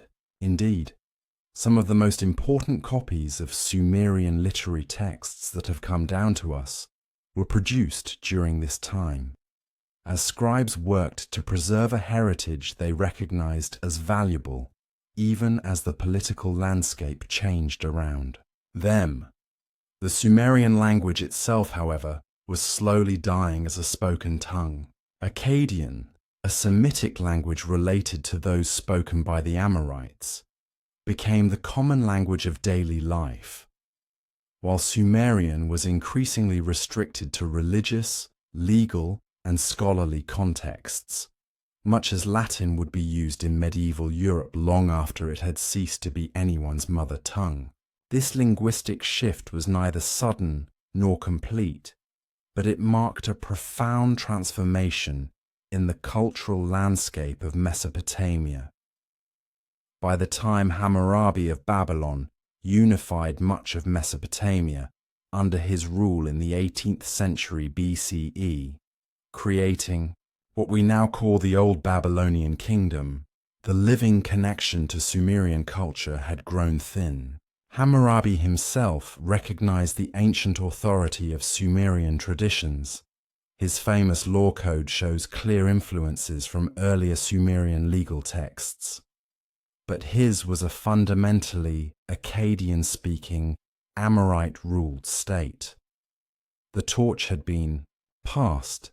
The center of cultural gravity had shifted northward from Sumer to Babylon. Yet something remarkable happened in this transition. Rather than being forgotten, Sumerian achievements were absorbed, adapted, and in many cases reversed by subsequent cultures. The Babylonians, Assyrians, Hittites, and others who dominated the Near East in later centuries did not reject Sumerian heritage, but claimed it as part of their own cultural foundations.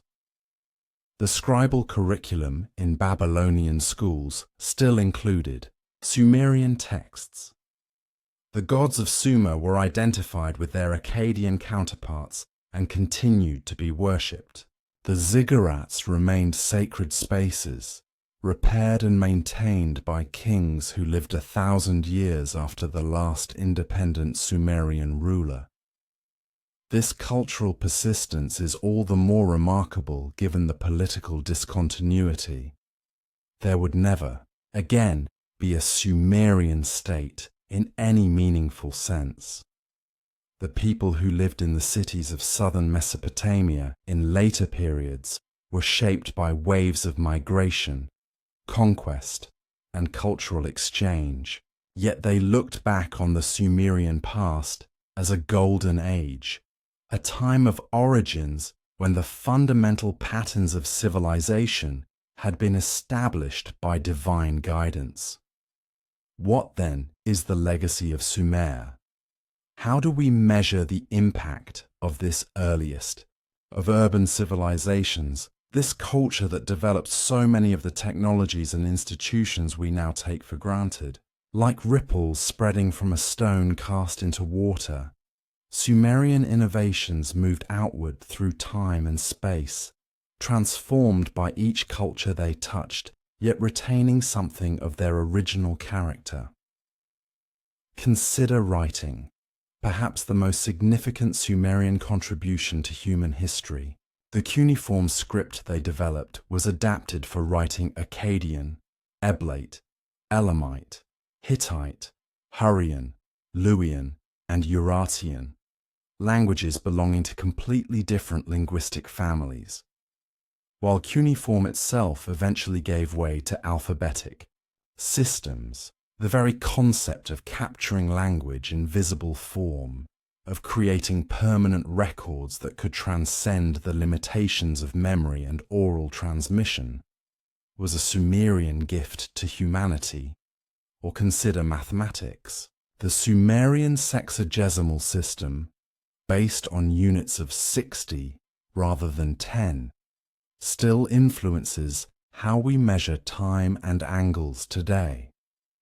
Every time we speak of 60 seconds in a minute or 360 degrees in a circle, we are unconsciously paying homage to Sumerian mathematicians who lived more than 4 millennia ago.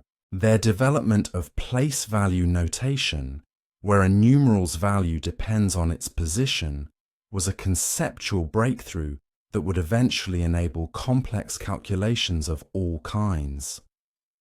In architecture, too, the Sumerian influence persisted far beyond their political decline. The stepped ziggurats inspired similar structures in cultures that had contact with Mesopotamia, from the pyramids of Egypt, though these developed independently as well, to the stepped temples of pre-Columbian America, developed entirely independently. More subtly, their techniques for working with brick in a relatively stone-poor environment influenced building practices throughout the Near East for millennia. Sumerian religious concepts shaped the spiritual landscape of the ancient world in profound ways. Their image of the cosmos as the product of forces both creative and destructive, their sense of humans as created to serve the gods, their belief in divine justice operating through earthly means. All these ideas would find expression in later religions of the region. While we cannot draw direct lines from Sumerian mythology to contemporary monotheistic faiths, we can see how certain fundamental questions about human existence and our relationship to divine powers were first explored in systematic ways by Sumerian theologians. Even in literature, where language barriers might seem most insurmountable, Sumerian influence continued. The Epic of Gilgamesh, originally composed in Sumerian and later translated and expanded in Akkadian, became one of the most widely disseminated literary works of the ancient world. Its themes of friendship, the search for immortality, and the tension between civilization and nature resonated with audiences far removed from the cultural context in which it was created. When a modern reader encounters Gilgamesh's grief for Enkidu or his ultimate acceptance of mortality, they are connecting with human emotions first expressed in written form by Sumerian poets more than 4,000 years ago. In governance, too, the Sumerian legacy is profound. Their development of bureaucratic systems for managing complex urban societies, their codification of laws, their creation of specialized administrative roles, all these innovations shaped how subsequent civilizations understood the exercise of authority. The very concept of a city as not merely a large settlement, but a political entity with specific rights and responsibilities, has its roots in Sumerian urban development. The Sumerian understanding of justice as something to be actively maintained through conscious human effort rather than simply accepted as divine whim represented a crucial step in legal thinking.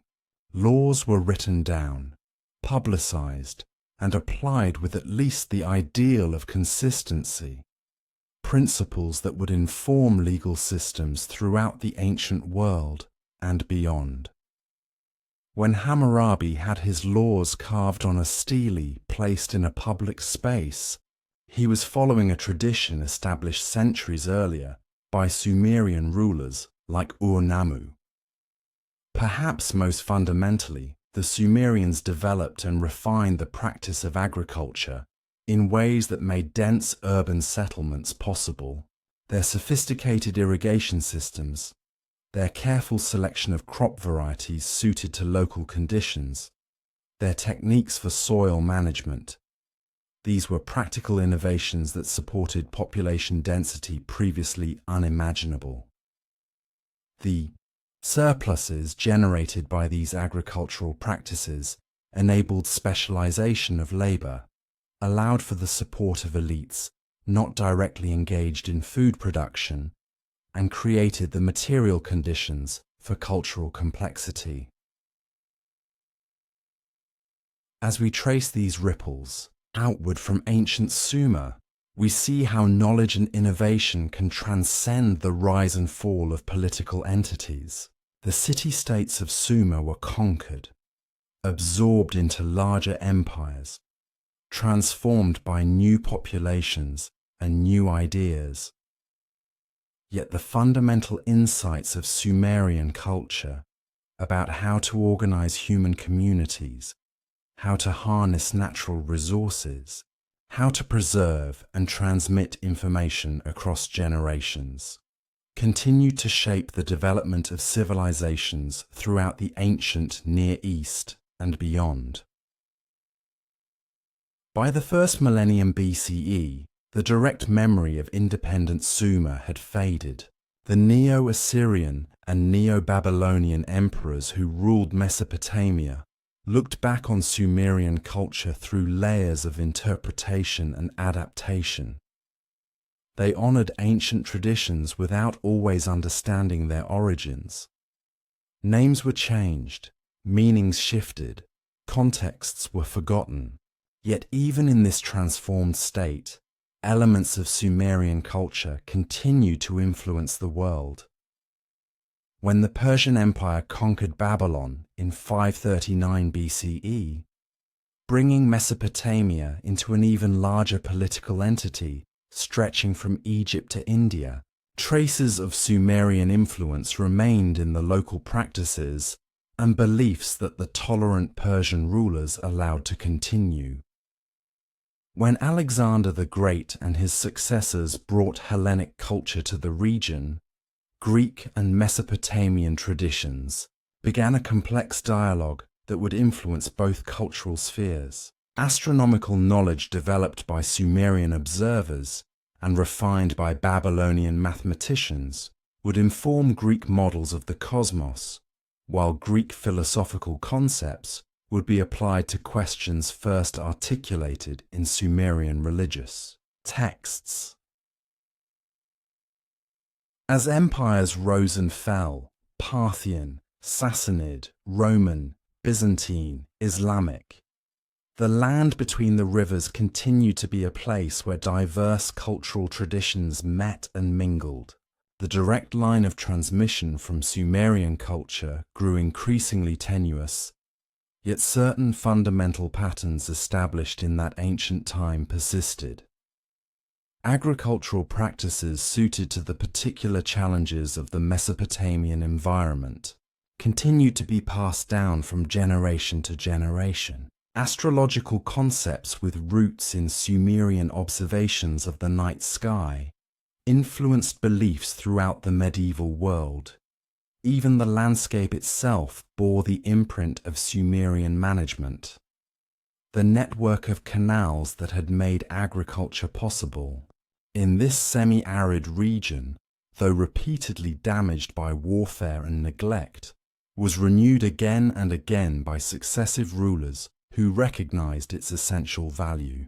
The pattern of settlement, dense urban centers surrounded by intensively cultivated fields, established in Sumerian times, remained the dominant model for human habitation in the region until modern times. The modern rediscovery of Sumerian civilization began in the 19th century CE, when European and American archaeologists began systematic excavations of the ancient mounds that marked the sites of long-buried Mesopotamian cities. These tells, as they are called, had accumulated over millennia, as cities were built, destroyed, and rebuilt on the same locations. The lowest layers contained the earliest settlements, including those of the Sumerians. At first, archaeologists didn't even recognize what they had found. The cuneiform script was undeciphered, the Sumerian language unknown to modern scholarship. Gradually, through painstaking comparative work with better understood Akkadian texts, scholars began to unlock the secrets of these ancient documents. By the early 20th century, it had become clear that they had discovered not just another ancient culture, but the earliest known urban civilization, the pioneers of writing, the originators of countless practices later taken for granted. This rediscovery gave us a new understanding of human history. It pushed back the timeline of complex urban societies and challenged assumptions about how civilization developed. It revealed a people of remarkable creativity and practical intelligence who had faced challenges not unlike those we face today. How to manage limited resources, how to govern diverse populations, how to balance tradition and innovation, how to find meaning in a world of constant change. Today, the physical remains of Sumerian civilization face new threats. The archaeological sites of southern Iraq have suffered from looting, from the effects of warfare, from inadequate protection and conservation resources.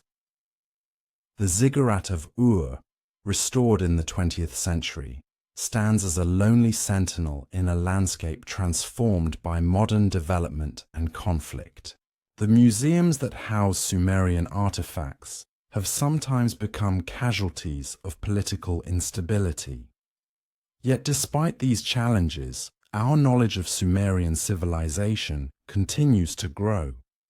Thousands of cuneiform tablets remain untranslated, each potentially containing new insights into this ancient world.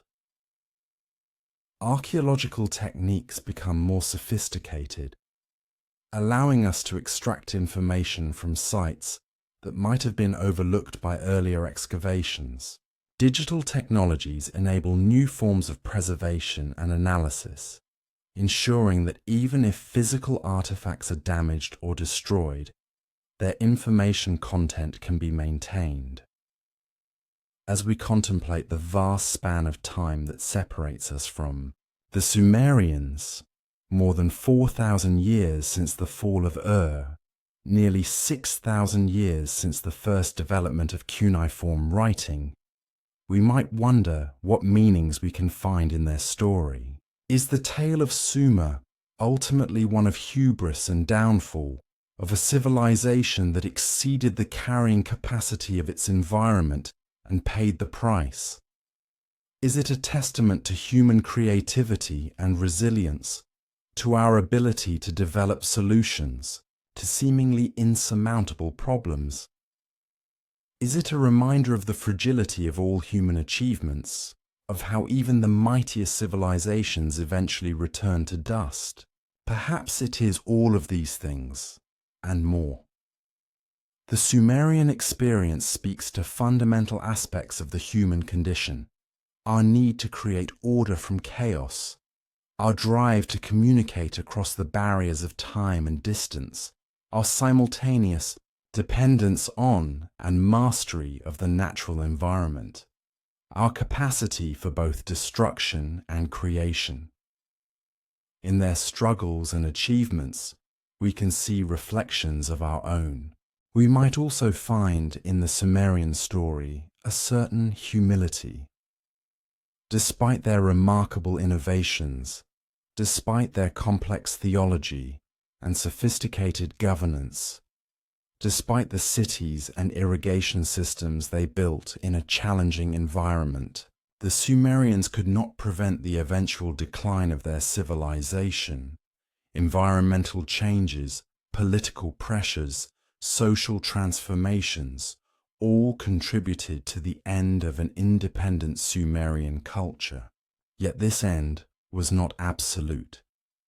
Elements of what they had created continued to influence subsequent civilizations, often in ways the Sumerians themselves could never have anticipated.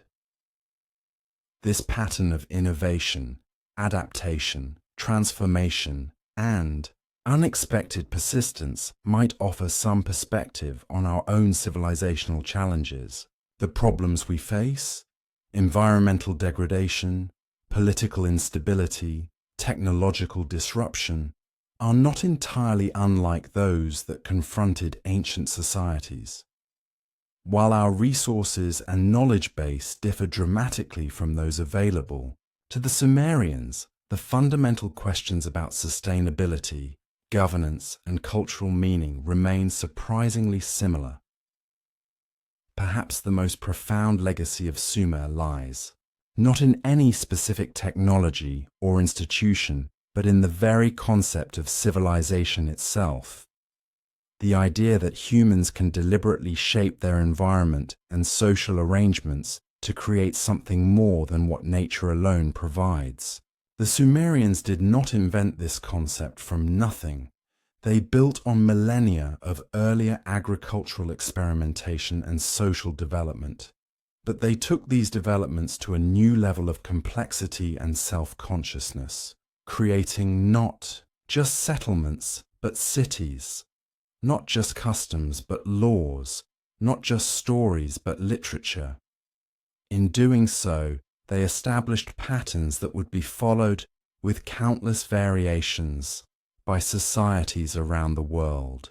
The specifics of Sumerian culture may have been unique to their time and place, but the general model they developed, of urban centers supported by intensive agriculture, governed by specialized authorities, united by shared religious beliefs, engaged in long-distance trade, communicating through writing, proved remarkably adaptable and successful. As we navigate our own civilizational challenges, as we seek sustainable ways of living on this planet and meaningful ways of organizing our societies, the distant example of Sumer reminds us of both the possibilities and limitations of human agency. We can create wonders as they did. We can solve problems of staggering complexity. We can project our ideas across vast gulfs of time and space. Yet we remain subject to forces larger than ourselves, environmental constraints, unforeseen consequences of our own actions, the inherent difficulty of maintaining complex systems over long periods. The ziggurats of Sumer reached toward the heavens, but were built of earth. In this paradox lies a truth about all human achievement.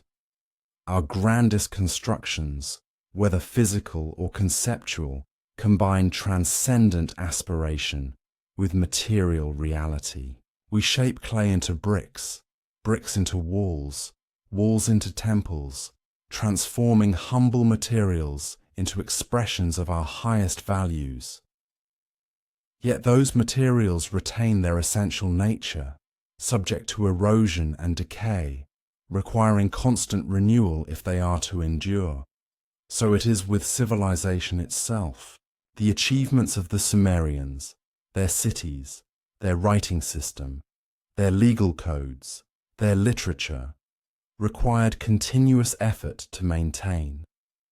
When that effort could no longer be sustained, when environmental conditions changed, when new peoples with different priorities came to dominance, aspects of their culture faded or transformed, yet other aspects proved remarkably durable, transmitted through chains of influence that stretched far beyond anything the original innovators could have imagined.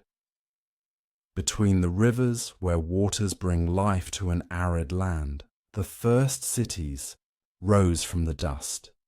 Their builders saw in the fertile soil not just the means of survival, but the possibility of something more. A life beyond mere subsistence, a society capable of art and science, law and literature. They dreamed in clay and brick, in silver and gold, in the careful arrangement of water channels that made the desert bloom. Now their cities lie buried beneath layers of earth, their languages forgotten except by scholars, their gods no longer worshipped. Yet something of their spirit remains, carried forward through the millennia by the currents of human culture. Like the rivers that shape their homeland, sometimes visible, sometimes flowing underground, sometimes changing course but always moving forward, the legacy of Sumer continues to nourish lands and peoples far removed from its origins. When we write our thoughts for others to read, when we measure the movements of celestial bodies, when we create laws to govern our communities, when we shape Earth into dwelling places, we are drawing, knowingly or not, from wells dug by Sumerian hands. Their innovations have become so fundamental to human civilization that we rarely think about their origins. They are like the air we breathe, invisible but essential. Perhaps this is the true measure of the Sumerians' achievement, not that their specific cultural forms have survived intact, but that the pathways they pioneered have become so thoroughly integrated into the human experience that we can no longer imagine our world without them.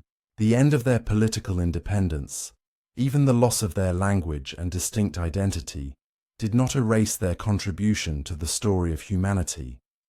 As the sun sets over the ancient plains of Mesopotamia, casting long shadows from the mounds that mark where cities once stood, we might imagine the ghosts of Sumerian scribes and architects, farmers and priests, merchants and kings, looking out over a world transformed beyond their recognition.